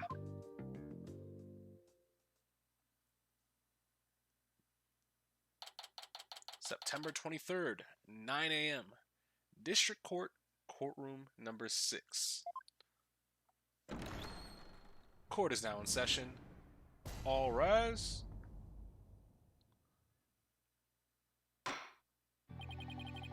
Court is back in session for the trial of Ellen Wyatt. The defense is ready, Your Honor. The prosecution is ready, Your Honor. Let's see now. Where were we? In yesterday's session, we found out about the Sprocket family's conspiracy to cover up the murder of Dumas Gloomsbury with a second reception. Taking advantage of our collective shock, the defense, as usual, made a nonsensical claim. Namely, that there was a third person present who struck the victim. Objection! Hey, don't try to make it sound like I made it all up. The defendant herself made a statement about the existence of a third person, and further investigation has only proven her statement to be true. And I presume the defense intends to focus on proving the identity of this third person. Is that alright with you, Mr. Edgeworth? Indeed, Your Honor. In fact, I predict the defendant will, most likely, attempt to name Mr. Soren Sprocket as the true culprit. How did you... The driver during the accident that killed Mr. Sprocket's sister was the victim. Therefore, Mr. Sprocket has a motive to kill Mr. Gloomsbury. That's what you plan to assert, is it not, Mr. Wright? Am I that transparent? No, Edgeworth is just that good, nigga. Come on. Come now, Mr. Wright. Did you really think the police wouldn't uncover this information? Congrats on getting it in one, Mr. Edgeworth. But...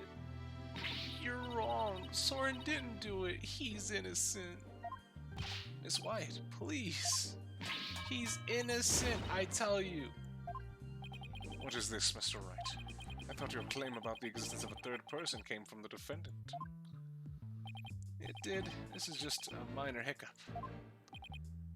Did you not discuss your strategy for today with the defendant, Mr. Wright? Starting off on the wrong foot again is seriously cutting into my lifespan. It would appear that the defense is in disarray. Therefore, the best way to clear things up is to ask Mr. Sprocket himself what happened. Your Honor, the prosecution would like to call Soren Sprocket to the stand. What? That was fast. I expected at least another witness before we went into getting Soren on the stand, like the defendant maybe, but Edgeworth is on it today. Very well. Bailiff, please bring Mr. Sprocket to the witness stand. Soren about to be uncooperative? Yeah, and he's about to say, oh, it's because of the stab wound in my chest. Hey, Soren. Witness, please state your name and occupation. Hold up. Great. He's gonna be a dickhead in here as well. No, Phoenix block. Judge, no. Okay, well I can't blame it on the judge. There's something written on this paper airplane. Let's see. Soren Sprocket, Managing Director of Sprocket Aviation. Mr. Sprocket, please give your answers in words, not paper airplanes.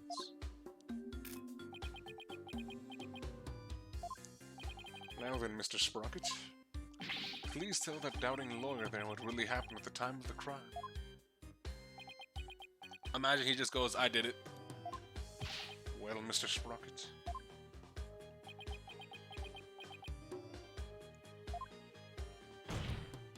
Mr. Sprocket. Alright. Yo. It has been years, and Edgeworth cannot get the respect he deserves, even with the promotion to chief prosecutor. Niggas still just don't want to talk to Edgeworth. What is it? Does he look mean? Does he look like he just doesn't want to actually do his job? Does he give that appearance and aura to people? This is probably a red herring. No way, it's actually Soren. Yeah, no, I still think it's the butler. They're pushing the butler did it pretty fucking hard. For whatever reason. You want me to talk about what happened when the crime occurred? In other words, after the first wedding reception. When Ellen and I were in the reception hall, right? Not even the power of the court can stop him from marching to the beat of his own drum.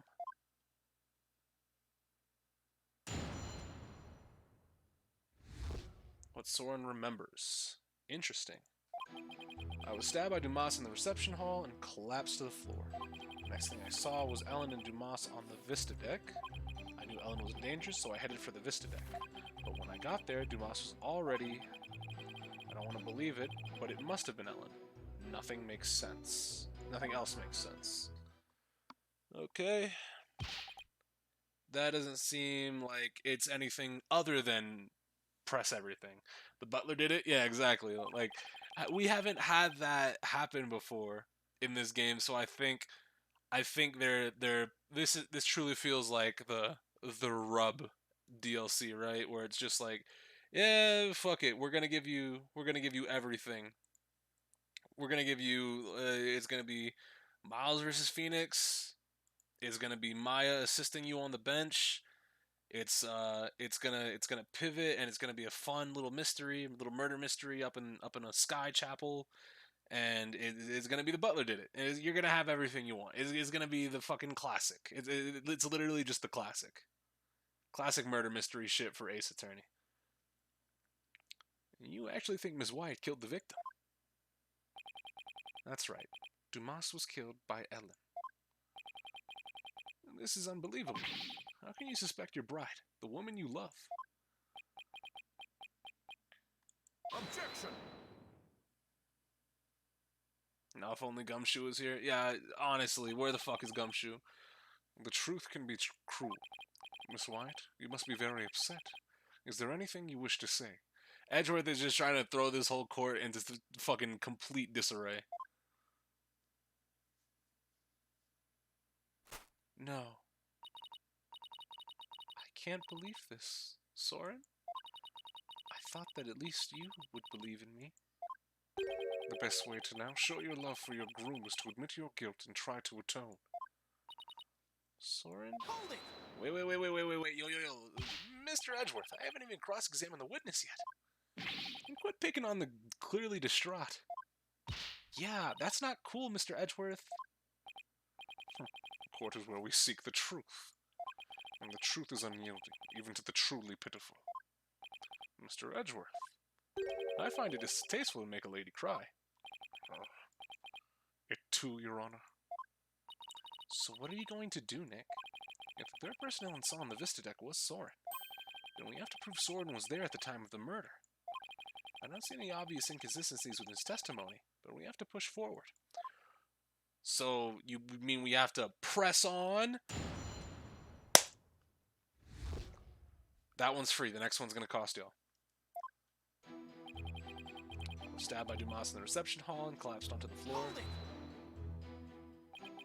Please tell me everything you can about when you got stabbed. After the reception, Ellen and I were enjoying a moment alone in the reception hall. Then Dumas appeared and stabbed me.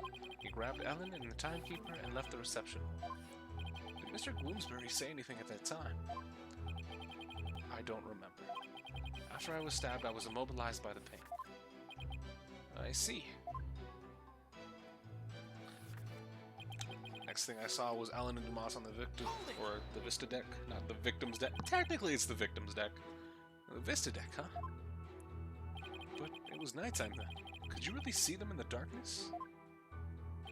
The moon was out, so I could see them clearly. From the looks of it, Dumas was trying to push Ellen and the timekeeper off the side. So you saw the defendant, about to be thrown off the airship, you say? That's right. In such a desperate situation, it would only be natural for her to fight for her life. And the murder weapon was right there within her grasp. This isn't going well at all. I'm gonna do something fast. This is proper Edgeworth. I don't know who specifically wrote Edgeworth in for Case 5 in Dual Destinies, but this is proper Edgeworth. Like, don't get me wrong, you can show me Edgeworth and I'll clap like a stupid little seal every single time. But this is proper Edgeworth. Edgeworth is up to his usual antics.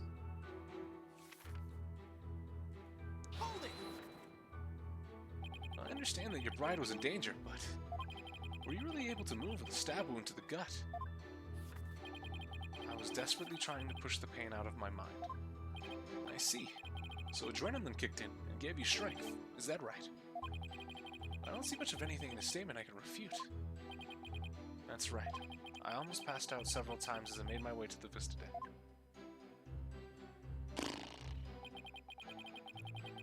But when I got there, Dumas was already... Are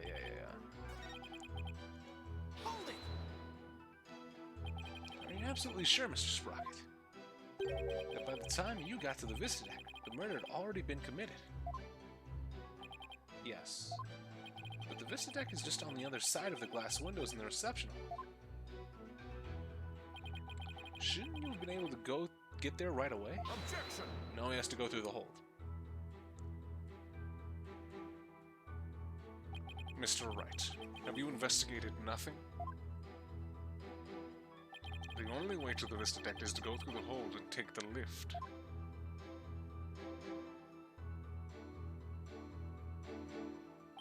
No matter how much one hurries, it would take at least 10 minutes.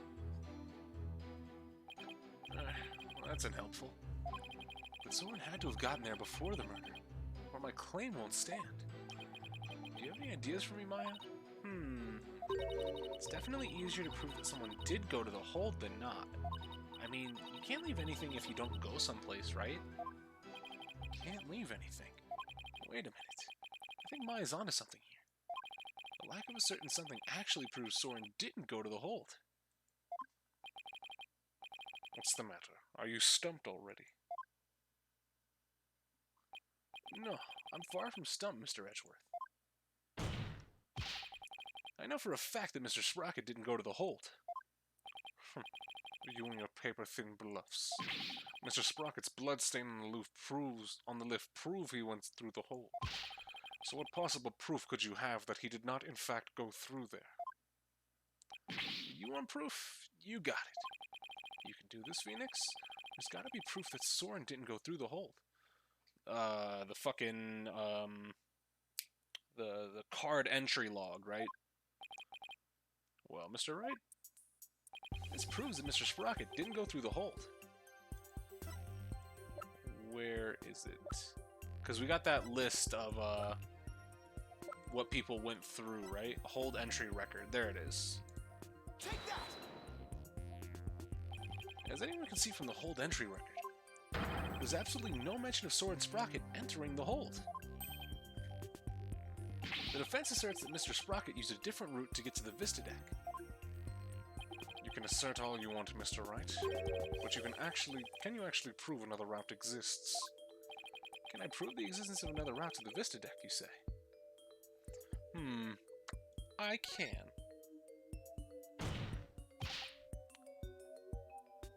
Could it be the emergency exit? The emergency hatch? I mean, it's the only thing that makes sense. I can prove it. Even if it's just a bluff, I have to present something. Anything that could prove the existence of a faster route to the Vista deck. Very well then, Mr. Wright.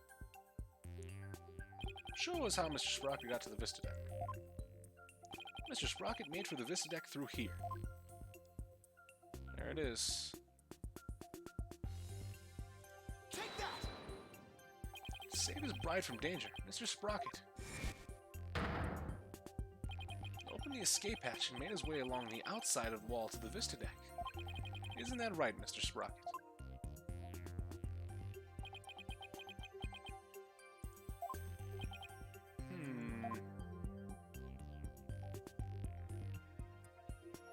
That's G shit right there, hold on. That would certainly be a much faster route to the Vista Deck. Objection! Head shake. Smug. I'm disappointed, Mr. Wright. Is that really the best you could muster? That escape hatch is not meant to be used to get from the reception hall to the Vista Deck. One slip and that's all it would take for Mr. Sprocket to plunge to his death. I have to agree. The defense's claim is really stretching it. Hold it! I understand how it sounds, Your Honor. But at this point, it's too early to definitively say that he didn't go that way. So that's what you're going with, then, I take it? Of course, Your Honor. This is real life, Mr. Wright, not some cinematic drivel or comic book. Looks at the camera. Do you have some sort of logical explanation to share that would convince us of your claim? I do. Are you sure, Nick? Kind of? Actually, I have nothing. So I'll just have to wing it somehow. On what do you base your theory that Mr. Sprocket made his way along the outside? 2 trailer park girls around the outside. My theory that he was able to go along the outside wall despite the danger is based on the power of love. That's pretty good. Save the bride he loves. The groom risked his life and rushed to her side. Mr. Sprocket was able to make it to the Vista Deck despite the danger because of the power of love. The power of love? That love is a source of strength that can help one overcome any obstacle. I think I can relate thanks to my own long, happy marriage. Wow, he actually seems to be buying it. Objection! Edgeworth will not, though. The power of love, you say. That kind of a logical argument is hardly viable in a court of law. Wouldn't you agree, Your Honor? I'm afraid not, Mr. Edgeworth. You should never underestimate the power of love. You'll understand one day when you get married, which I won't. Exactly what is so wrong with wishing to remain unwed. I'm gonna send him off, Your Honor. Edgeworth pissed in the courtroom. Never mind all of this unscientific nonsense. Are you aware, Mr. Wright, that at the time of the crime, there was a lot of people in the... Oh, that too, I guess. Edgeworth asexual? Nah, he just doesn't want to marry nobody. I fuck with it. Even if a person were to go outside through the hatch. Oh, show the circle getting cut up. Oh, they'd be blown away in an instant. Ah, what does your power of love get you now, Mr. Wright? A huge spinning propeller, you say?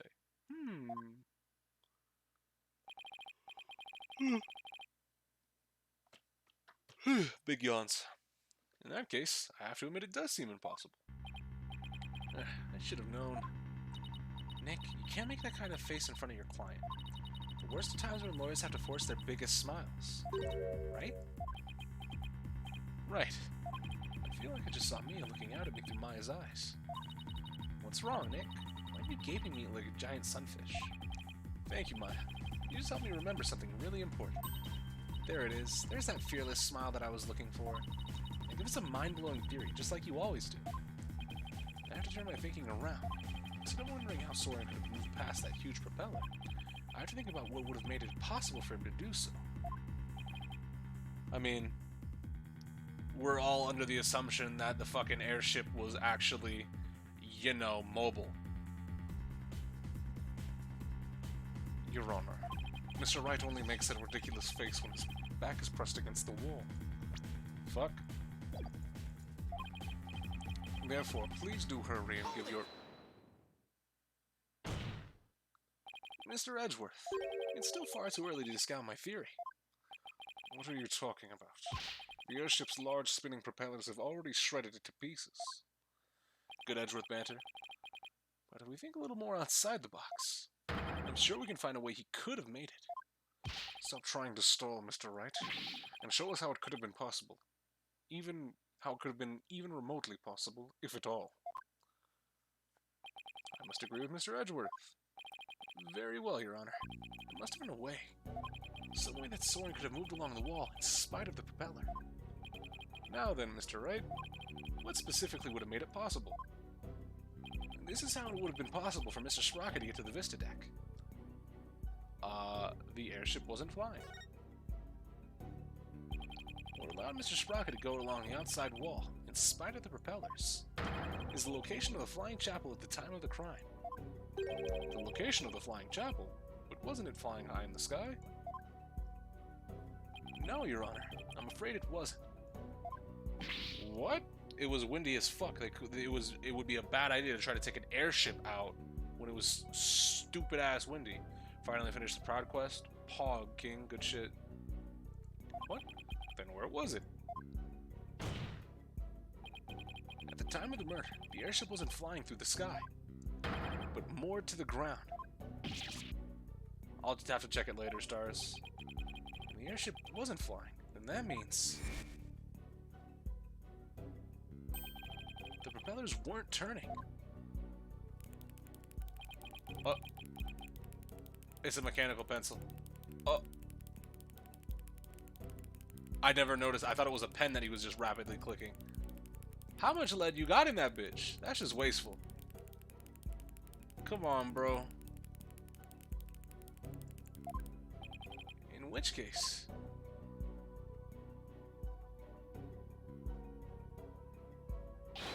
Mr. Sprocket could have gotten to the Vista deck along the outside wall. Isn't that right, Mr. Sprocket? Wrong side. You moron. I don't remember.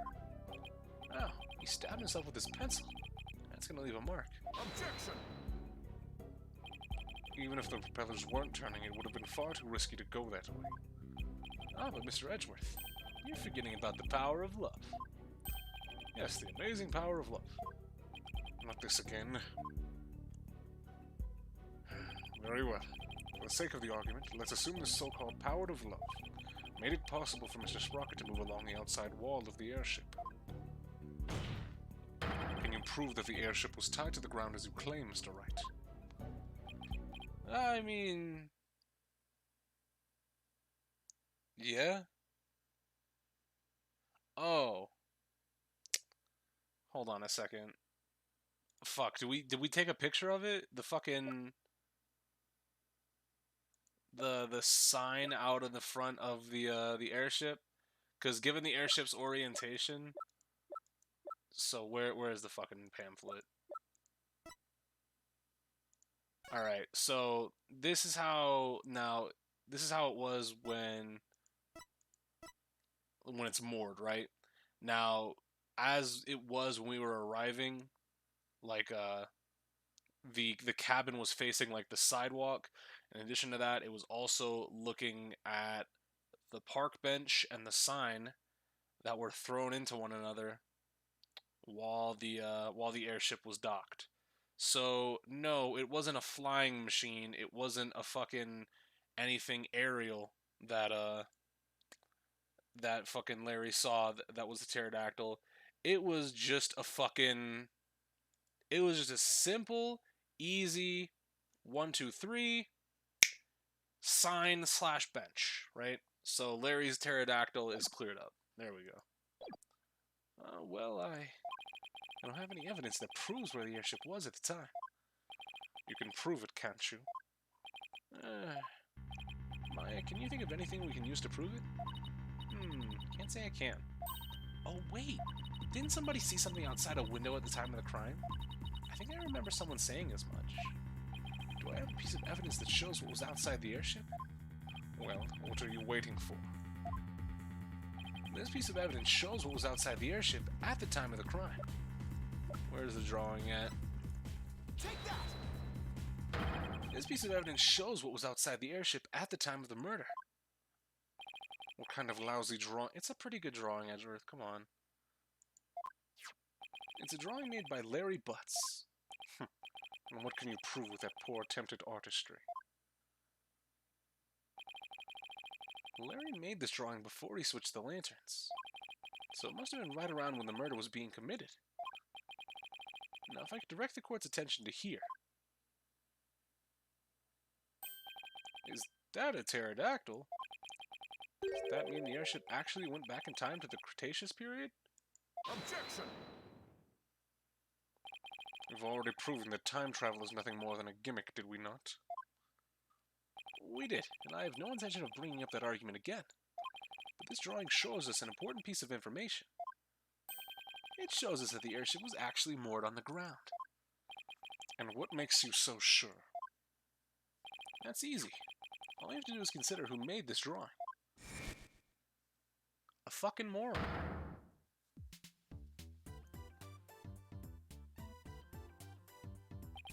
Larry. That's right. It was Mr. Butts. And we both know what he's like. He must have seen something else and mistaken it for a pterodactyl. I can't argue with you there. Hey! Wait just one doggone second here. What kind of moron do you guys take me for?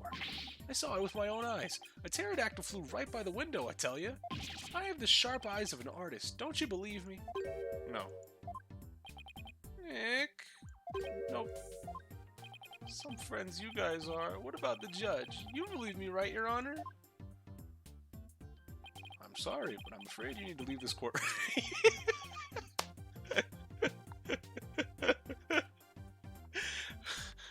You believe me, right, Judge? I'm sorry, but you gotta fucking go.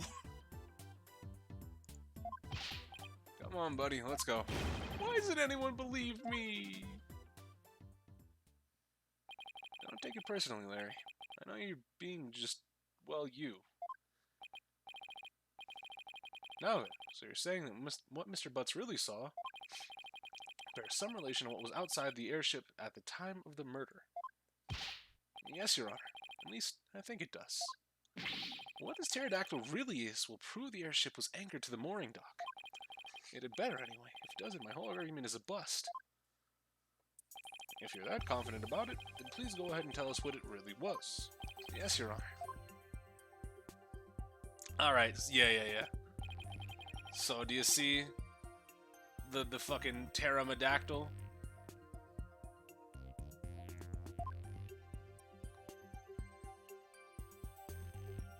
That's actually really good. I wouldn't have noticed that until now. Because it's upside down as it is right now, right? That's actually pretty cool. Take that! Please take a good look at this sign. At the sign? It appears to have been broken and then repaired. What does this sign have to do with the pterodactyl? Please focus on this part of the sign. And that's the part that broke off and got reattached. What about it? How about if we turn it like this? Oh, that shape. It's the pterodactyl in the drawing. What Mr. Butts actually saw was this chunk as it was being blown through the air by wind. What? Now, the reason why I really like that piece of evidence is because it doesn't get added to the court record when you look at it. However, it's still, like, of importance to note. And I thought it was just going to be, oh, it was really windy that night, right? Oh, it was really windy and that's why they couldn't take off with the Zeppelin. So it never got added to the court record. They bring it up once, and that is it. If every piece of evidence would like that, I think Ace Attorney would be a much better game in my eyes. If every piece of evidence was just like, here's this one thing, you got to be paying attention. I would like it a lot more. Maybe there could be like a hard mode Ace Attorney game, but the fact that everything once it gets brought up is like, okay, here it is in the court record. It's got to be important somehow.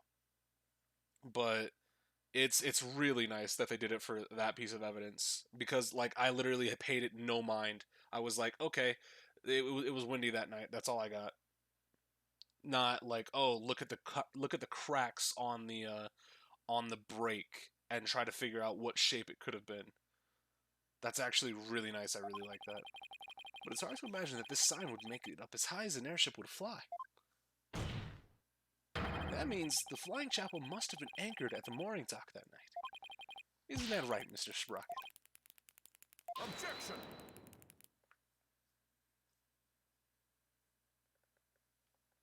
That's more than enough for this power of love nonsense, you pop culture junkie.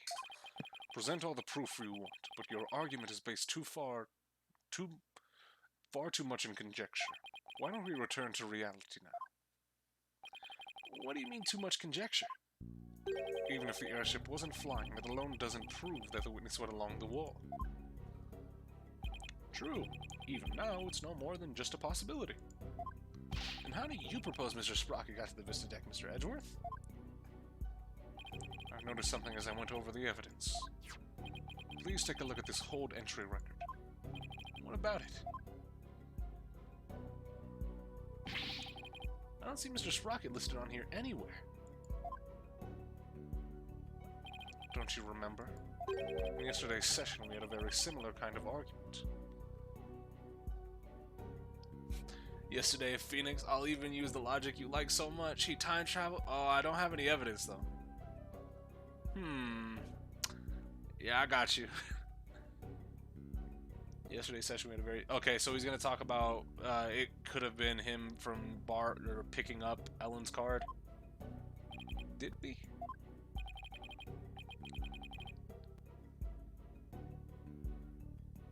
Honestly, Mr. Wright, are you going senile already? We talked about Larry Butts using the defendant's key card to enter the hold. Oh, we did talk about that, didn't we? Phoenix, do you have any evidence? Yep, power of love. What? In other words, even if a person's name isn't on the entry record, it's still possible for that person to have entered by using someone else's card. Ah! I like how we're just glancing over the fact that Pierce went into the hold before Ellen did. Nice. Mr. Sprocket. You entered the hold with Mr. Nicardi, didn't you? I did. Well, simple enough. Thank you for cooperating. Soren. What? Why didn't you tell us that in the first place? Pierce is indispensable. I didn't want to mention him unnecessarily and risk having him wrongly accused. I couldn't do it without him. Or I couldn't do without him, excuse me. What's up, Juve? Catching a little bit on the later side, but, Ellen entered with dumbass, presumably. We gotta stop calling him dumbass, bro. It's Dumas. My god. But, yeah, she assumably went in there with him. Soren went in with, Pierce. And then Larry used her card. Witness testimony. The truth. Interesting. I've been here from the beginning. What? You've just been lurking, not saying a word? What happened? That's crazy. The truth is, I went to the Vista deck with Pierce. That's why my name doesn't appear on the hold entry record. I was badly injured from being stabbed, but I was frantic. By the time we reached the scene, it was all over.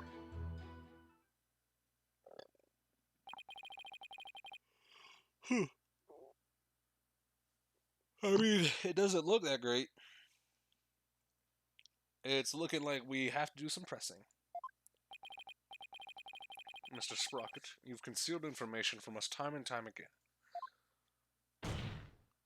Who do you think you are, treating this court of law with such a reverence? Being said, I do appreciate the testimony you gave just now. Thanks to you, we now know why your name doesn't appear on the entry record. Now there are no more inconsistencies in this witness's testimony. That's Mr. Edgeworth for you. He never leaves a loose end dangling. You okay, Nick? I wouldn't exactly call the situation okay. Somehow I'll have to coax the information we need for an opening out of him. If I even can, that is.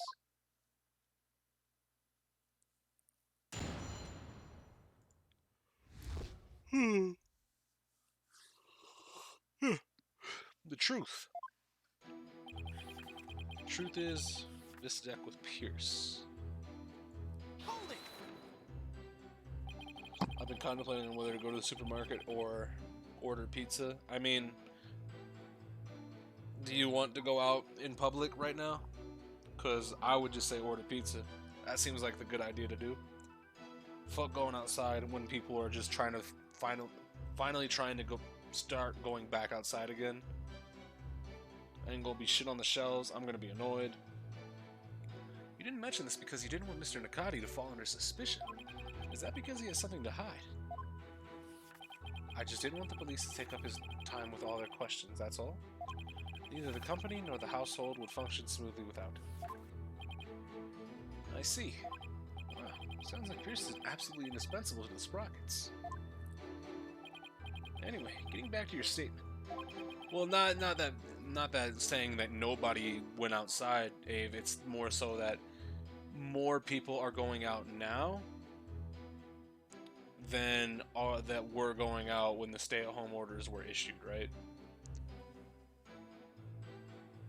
So now it's you have those people that were going to go out anyways, and the people that are like, maybe it's okay to go out now. When did you meet up with Mr. Nakati? We met up on my way to the Vista deck. I think Pierce and some of my relatives were on another floor, but Pierce heard the commotion and came running to my aid. You could hear the pandemonium all the way from another floor. The stay-at-home orders didn't work because they weren't enforced. They were enforced in some states. I believe in California they were police enforced. And they were enforced here, at least to a certain degree. Mr. Wright, would you like the current statement added to the witness's testimony? Fuck it, let's go. Yes, please, Your Honor.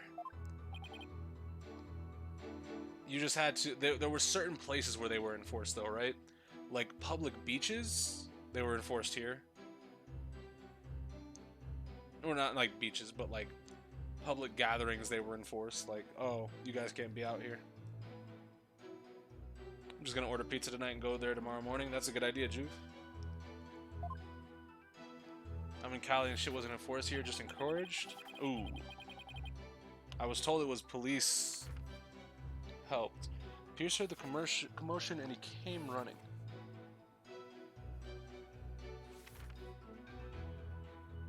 What do you mean, the commotion, though? Hold it!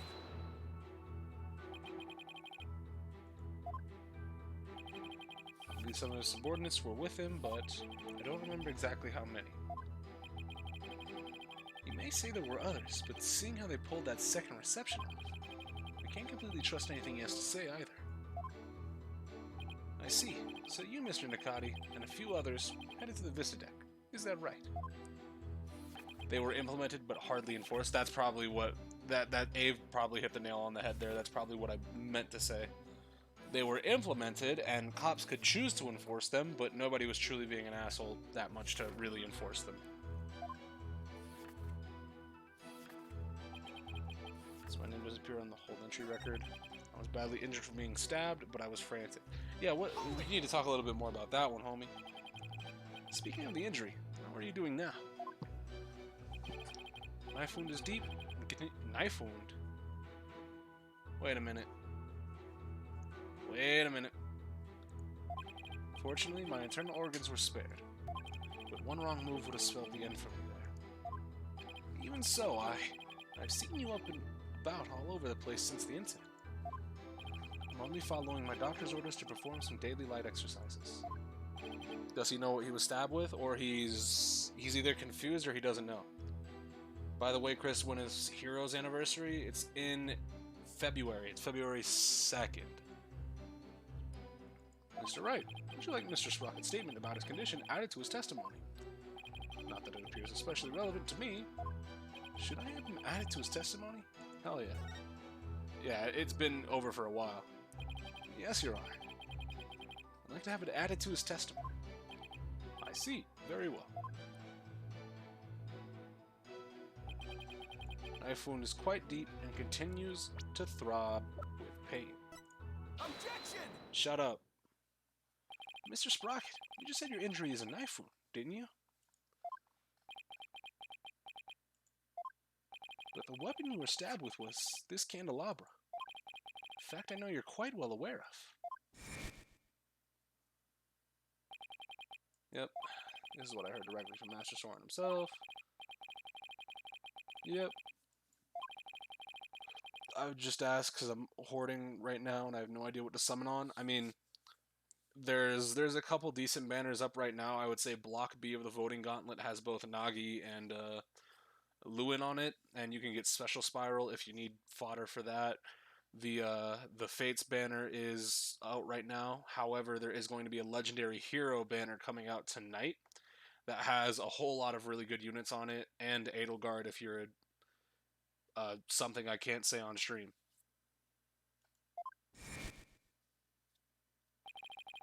Happy Couple was in the reception hall? Yeah, we saw this already.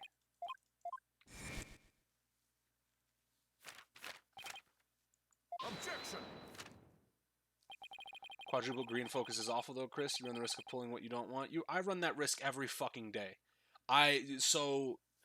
Gallus, on that banner, I was pulling to try to get special spiral fodder, and I was like, oh, you know what? I'll just get one focus. I'm fine with it being a 5-star Celica. I'm fine with it, fine with it being anything green focus. But I pulled a fucking fallen female Corrin, and I was just like, what?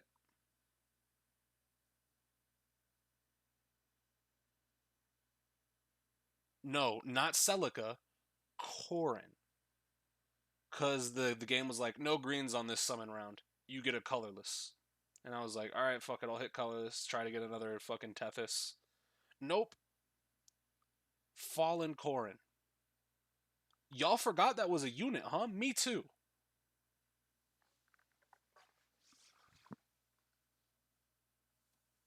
You said Celica, but the legendary Celica is the only green Celica? Yeah, no, I was pulling on the second voting gauntlet block banner, but I didn't get any green orbs, so I had to pull on a colorless, and my focus was an off banner colorless 5-star.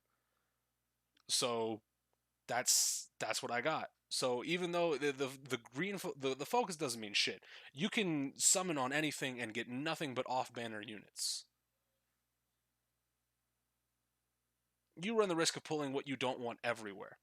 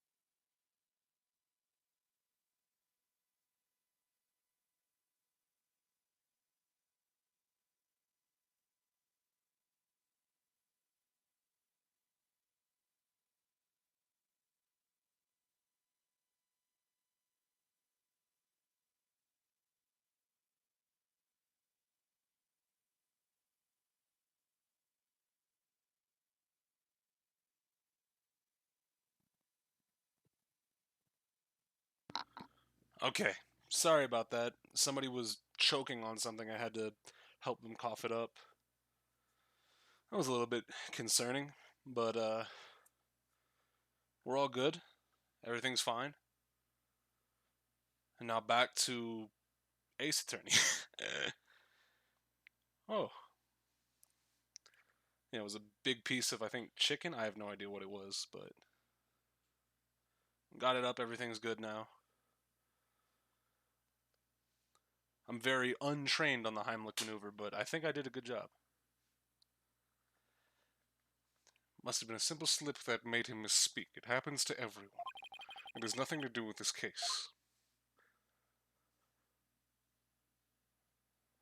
You must be pretty desperate to point out something so minute. Don't be an asshole. Alright, what did I just read? Let me... Okay, we were pointing out the fact that he said knife wound. You hardly need to make such a big deal over such a small mistake. But I contend that it's an important inconsistency. Besides, I couldn't find anything else. It's the only thing I have to go after. And I say it's not important. Now let's not waste any more time on this matter. I agree. Everybody's gotten a little memory lapse every now and then. Hold it! But, Your Honor, please let me explain. But can you? Can you really explain this to this court what makes this slip so important? Yes, I can, Your Honor. After all, it was Soren himself who told Pierce that he had been stabbed by a candelabra. This is more than a simple memory slip. It has to be some kind of reason for it. Well, Mr. Wright, please explain why the witness's slip of the tongue is so important. The point to focus on here is why the witness would mistake the weapon used to stab him. Think carefully, Phoenix. This could very well change the course of the trial. I see. So why did the witness make that mistake, Mr. Wright? Mr. Sprocket identified the wrong weapon used against him because... he has no memory of it. That's probably... Okay, so that makes more sense as to why he writes everything down. He doesn't remember the incident, let alone the weapon used against him. Not only that, but I believe Mr. Sprocket has some sort of memory disorder. Therefore, the defense contends that Mr. Sprocket's testimony is thus far invalid. Objection! Just because you can't find a flaw in his testimony, you want to throw it all out? Your baseless claim is nothing but pure slander of the witness's character. Mr. Edgeworth is correct, Mr. Wright. I missed the extra fluff that the 2D sprite of Edgeworth had in the trilogy. Yeah. He had because his animations were kind of like start and stop, and like they had a definitive end, they seemed like they had a little bit more poise to them, if that makes sense. Mr. Edgeworth is correct, Mr. Wright. Can you explain your grounds for making this claim? Of course, Your Honor. Thinking of what Soren said, how he's behaved, that's where I'll find a clue. Very well. Let's hear your argument, then. My grounds for claiming that Mr. Sprocket has a memory disorder is his notebook. The notebook he always has with him. I saw daily events and information about the people around him recorded in it. Like a diary, perhaps? No, Your Honor. It's much too detailed to be an ordinary diary. It's more on the order of a database, actually. A database, you say? That's right. For some reason, Mr. Sprocket is apparently unable to retain memories. That's why he writes every little detail of his life down in his notebook. Objection! How could you possibly know that for sure? He just might be an extremely compulsive person. I thought so too, myself, at first. Are they really going to use early onset Alzheimer's instead of multiple personalities? It's not even Alzheimer's, it's his brain got fucking rattled in that car crash. Right? I thought so too, myself, at first. To be honest, we accidentally got a stain on the notebook yesterday. You mean you got a stain on it? Hey, you're the one who tried to grab it out of my... Objection! Never mind whose fault it was, just get to the point already. Right, sorry. Mr. Sprocket. The page Miss Fay got a stain on yesterday. That's the page with the details of your stabbing on it, isn't it? No, I only write in this notebook because I'm very compulsive. Now drop the subject already. Sorry, but I'm not convinced.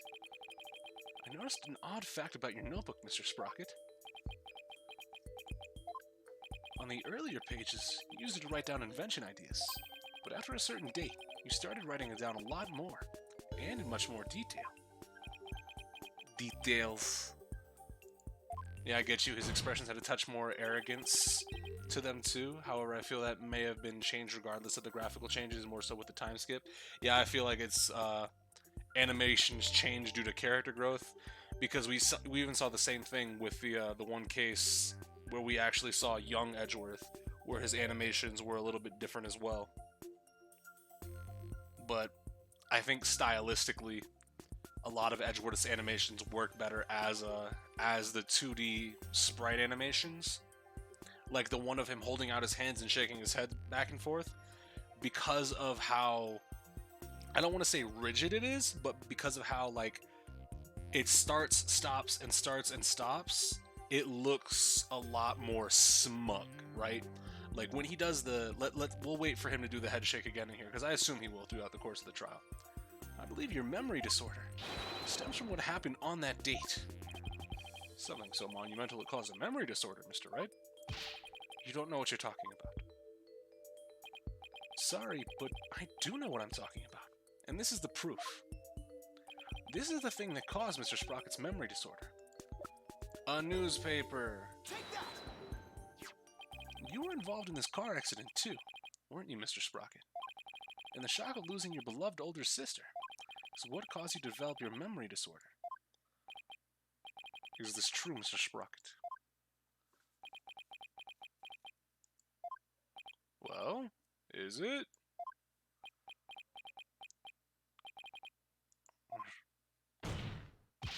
Mr. Sprocket. It's true. That accident did something to my mind. What? Ever since that day, every time I go to sleep, I lose my memories. And when I wake up, the most recent thing I can remember is the day I lost my sister. As if I'm constantly going back in time.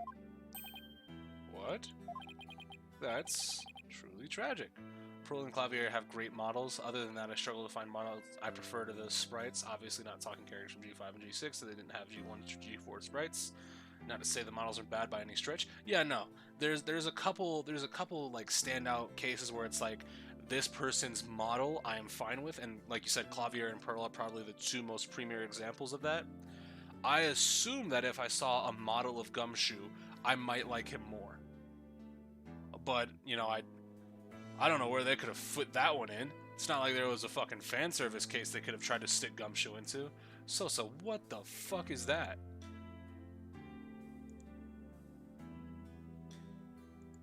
So should you just be subbing to random people? I say as he subbed to me. An inconsolable time traveler who keeps going back in time whenever he goes to sleep. Yep. So that's what Soren meant. He was talking about himself. The reactions of the people around me each time I awoke made me more aware of my condition. That's why I decided to write everything down in my notebook, so I could move forward. So only the memories you have since that day are the only ones written in that notebook. That's right. Since the page about your stabbing got stained, you couldn't read from it, could you? There's just one more thing I'd like you to clarify for me, Mr. Sprocket. Exactly what are your feelings towards the victim? Mr. Sprocket's feelings towards Dumas Gloomsbury. That's right, Your Honor. The witness said that every time he wakes up from sleep, his mind goes back to the day his sister died. Mr. Wright, you can't mean... Mr. Sprocket. Uh-oh. Your pent-up feelings of anger and resentment towards Mr. Gloomsbury for the accident were renewed each and every time you woke, were they not? I actually like I think Soren's alright. I think as far as like contextual characters for cases go, he's decently up there. I wouldn't say like maybe like a B tier. He'd be up there. He's fine. He's not like offensive in any way, shape, or form, right? But you couldn't take it anymore, so you turned to murder. Isn't that right? What? Mr. Wright, are you saying that the witness murdered Mr. Gloomsbury? I feel like Gumshoe would look a tad smaller, which would make for a bit less of the charm. Yeah. I do feel bad for him, which helps. Yeah, no. His case, like his specific thing with, oh, my sister died in an accident. Every time I wake up, I go back to that accident. That's fucked. That's probably one of the more sympathetic causes that you get if he ends up happening to be the murderer. But I even still feel like that's not it's not the case. I still feel like it's going to end up being Pierce in one convoluted way or another. Ugh. Well, Mr. Sprocket, is his left hand twitching? His arm's twitching. His right arm. Your left, his right. It's gonna be Ellen. Fucking hate this game. Miss White. Your Honor, I did it. I killed Mr. Gloomsbury. No! What?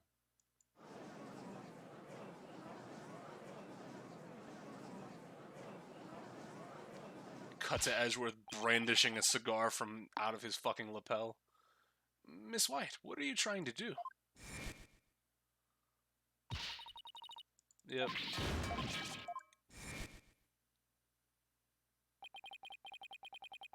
I guess she really meant it. Even just I have to write everything in this notebook or I'll forget it during sleep is fucked. His life is literally the notebook. Yeah, that's gotta be awful. You have to write down everything you did in one day or else you're just going to forget it. That's gotta be awful. My Soren didn't do anything wrong. I'm the one who should be convicted. Are we to understand that you're confessing to your guilt? No. Wait just a minute here. Ellen, why would you cover from me? After I testified, I thought you must have killed him. I'll admit, I couldn't believe my ears at first, but all I want is for you to be happy. Your happiness is my happiness, Soren. But without my notebook, I'd even forget those feelings of yours by tomorrow. Knowing that, do you still feel this way? You've loved me all this time, the same way you did before the accident. That's how I know that you're the same person I've always loved. No disorder can change that. Ellen. Your Honor, there are two things I'd like to correct. Two corrections? What are they? First of all, I want to withdraw one of my statements.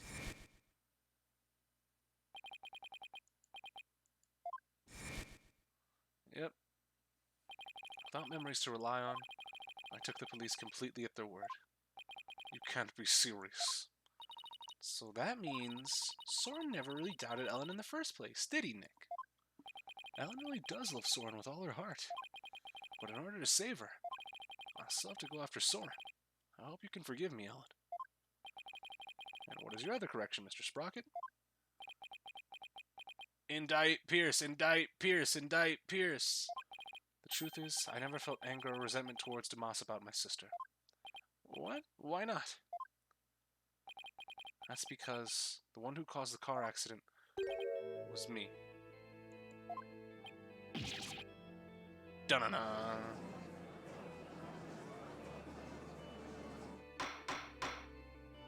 Order! Order in the court. Please continue, Mr. Sprocket. I'm the one who killed my sister. To protect my career and my future, my father made Dumas take the blame, in exchange for money in the position of lead servant. Right, and that's why he wanted to kill Ellen and Soren. Yep. So you see, Dumas must have held a grudge against me, not the other way around. And he must have attacked Ellen to get his revenge on me. Are you sure about all of this, Mr. Sprocket? Very sure. It's all been written down in detail in my notebook. The notebook is important evidence supplying background to this case. I must insist you submit it as evidence. Soren's notebook added to the court record. Alright, give me 1 second. The lawyer said I had turned to murder, but that's just not true. Now do we get to see the fucking pages? Nope, fuck me.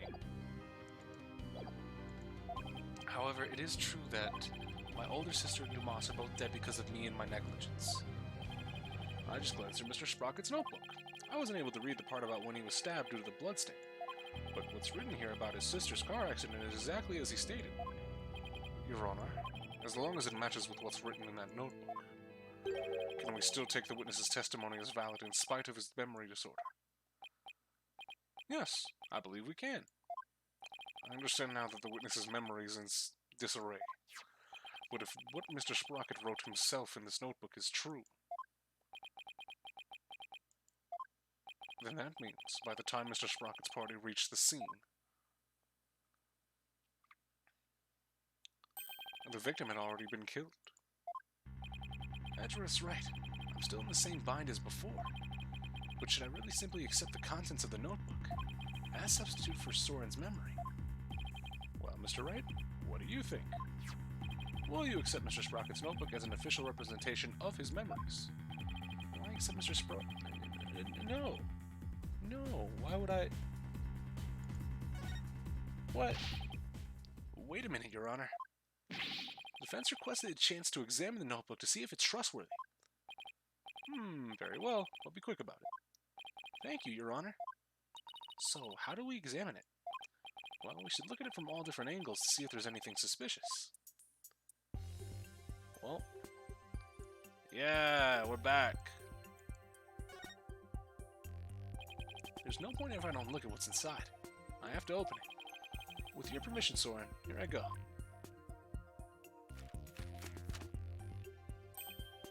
Yikes. Oh, it's just the page Maya got all stained. Maya. But I guess it's not going to be very helpful at this moment. I'll keep going. This is the last page there was writing. Something about this page doesn't sit right with me. I better take a closer look. I mean...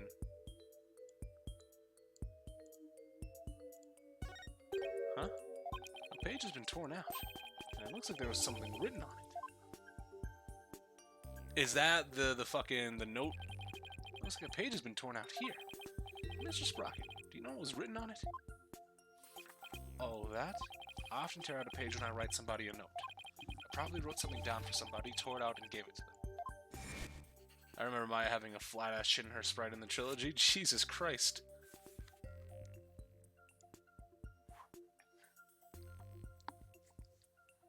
He do be doing that. I wonder how many fucking notes he's actually ripped out. Oh yeah. That solves that thing. Objection! It would have to be a neat uniform tear, not a fucking edge tear like that. Wait a minute. We can't ignore the possibility that something important was written on that page. But now that the page has been torn out, how can we determine what was written there? Well, let's see. To find out what was written in the notebook, we should fucking use fingerprint powder, I guess. If we use fingerprint powder on the notebook, we just might be able to see what was written. Fingerprint powder. How would that help us find out what was written there? Well, if the writing left indentations on the blank page behind it, fingerprint powder could make those small indentations visible to the naked eye. Oh, stop. Fingerprint powder would only sully the notebook further. I mean, given that it's a notebook, you could just do the fucking... Anybody watch old spy movies? Mr. Wright, if you use the powder and still don't find anything, then you must accept the notebook as a representation of the witness's memories. Alright, Your Honor, I understand. If I don't find anything, it's all over anyway. Powder don't fail me now. I will now use fingerprint powder on the blank page to find out if we can see what was written on the torn out page. Fuck it. Yeah, we know how to... First I tap below, and then I tap go. Oh, can we just cover, like, the whole fucking page?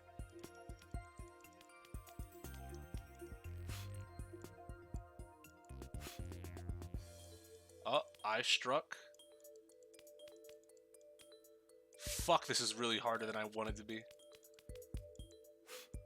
I struck and killed Dumas.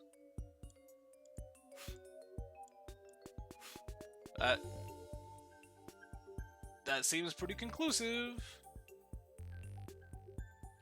Why are you doing it this way? What do you mean? I figured I would put it over where it looked like there was text.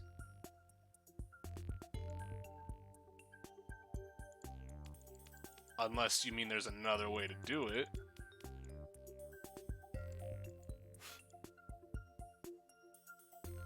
Because it looked like there was just text written, like, canted with the... Like, I only saw lines here. Like, right on the edge of the torn page. So I was like, maybe I should do it in line with that. But maybe there's more? Question mark?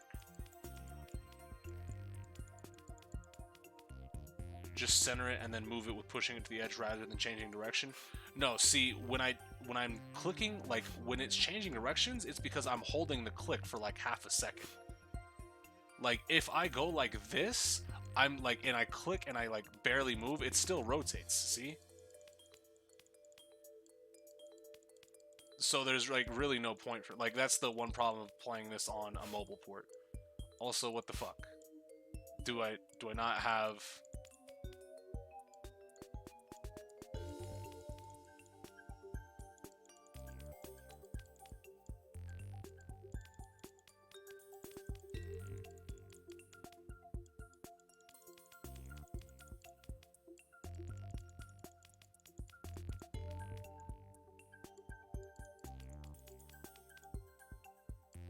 You need to analyze? Okay, the only reason I thought I didn't need to analyze is because it's not a fucking fingerprint. God damn it.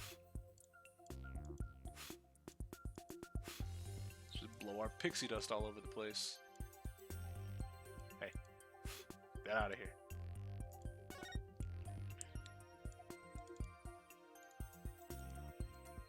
Confirm? Question mark? It says, I struck and killed Dumas. This is huge. And yeah, there is more up top. Well, fuck. I struck and killed Dumas. That's what was written on the torn out page. What? It can't be. I don't believe it. There has to be some kind of mistake. Soren would never, could never. Miss Wyatt. Bailiff, please get the defendant to the infirmary at once. Oh, excuse me. Jesus Christ. Apparently, the defendant got too worked up. She's resting in the infirmary as we speak. Now then, please continue, Mr. Wright. Yes, Your Honor. This notebook is all Mr. Sprocket has to remember things by. With this critical page torn out, not even Mr. Sprocket himself knew the truth of what he'd done. Or what somebody who had his notebook wrote in it. I'm the one who killed Dumas? So it wasn't Ellen. Oh, thank goodness. Mr. Sprocket, does this mean you were at the crime scene during the murder after all? I guess I must have been.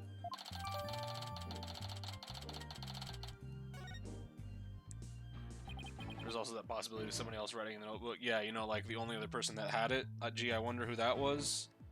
Name rhymes with Slears. No idea at this point, though. Gonna have to keep playing to find out. But Mr. Sprocket, can we really believe that's what's written in this notebook? Nobody touches this notebook but me. And when I sleep, it's under lock and key. I don't remember writing that I killed Dumas, but I guess I must have. Well, now that we have a confession, I'm afraid I must render my verdict. Evolve. Yes, Your Honor. Please give your ruling now, while Ellen is asleep. I want the woman I love to be set free as soon as possible. Soren really does love Ellen after all, doesn't he? Yeah. So this is how it ends. But is that how it really went down? Is there really no way for them both to be happy? I know we should consider anything written in this notebook to be the truth, but still. I myself wrote the crime in my notebook. No further proof is necessary. I mean, comparing it to the rest of the writing in the book, it was really big text as well. Like, so, gotta really look at it.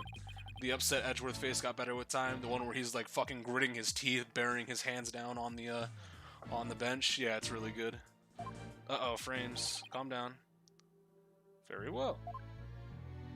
I will now give my verdict. Ellen is about to be found not guilty. Soren will be convicted for the crime instead. And yet, am I ready for the judge to give his ruling? Nope. No. Now there's still one more avenue left to explore. Soren doesn't remember Pierce having it, so that would have been yesterday. Yeah, he would have been asleep. Your Honor, there's still something that bothers me about that notebook. Oh, is there? What are you doing, Mr. Wright? All you have to do is keep quiet and your client's a free woman. I know, but there might just be more to this case than meets the eye. I'm not quite sure yet, but I still think there might be a way. A way for Ellen and Soren to be happy. What do you mean by more than meets the eye, Mr. Wright? I believe the question here, Your Honor, should be, why was the incriminating page torn out in the first place? Why to destroy the evidence, I would imagine. But removing it from the notebook is the same as removing it from Mr. Sprocket's memory. Okay, so, hold on. Stream's gonna go down for just a second, just because we're dropping frames. I realized that we had been this whole time, and now it just keeps going up and up and up. So I'm gonna switch back to my other connection. Give me just a second. We'll end stream for just a second. We'll be right back. Just refresh when I say refresh, okay? Just calm down.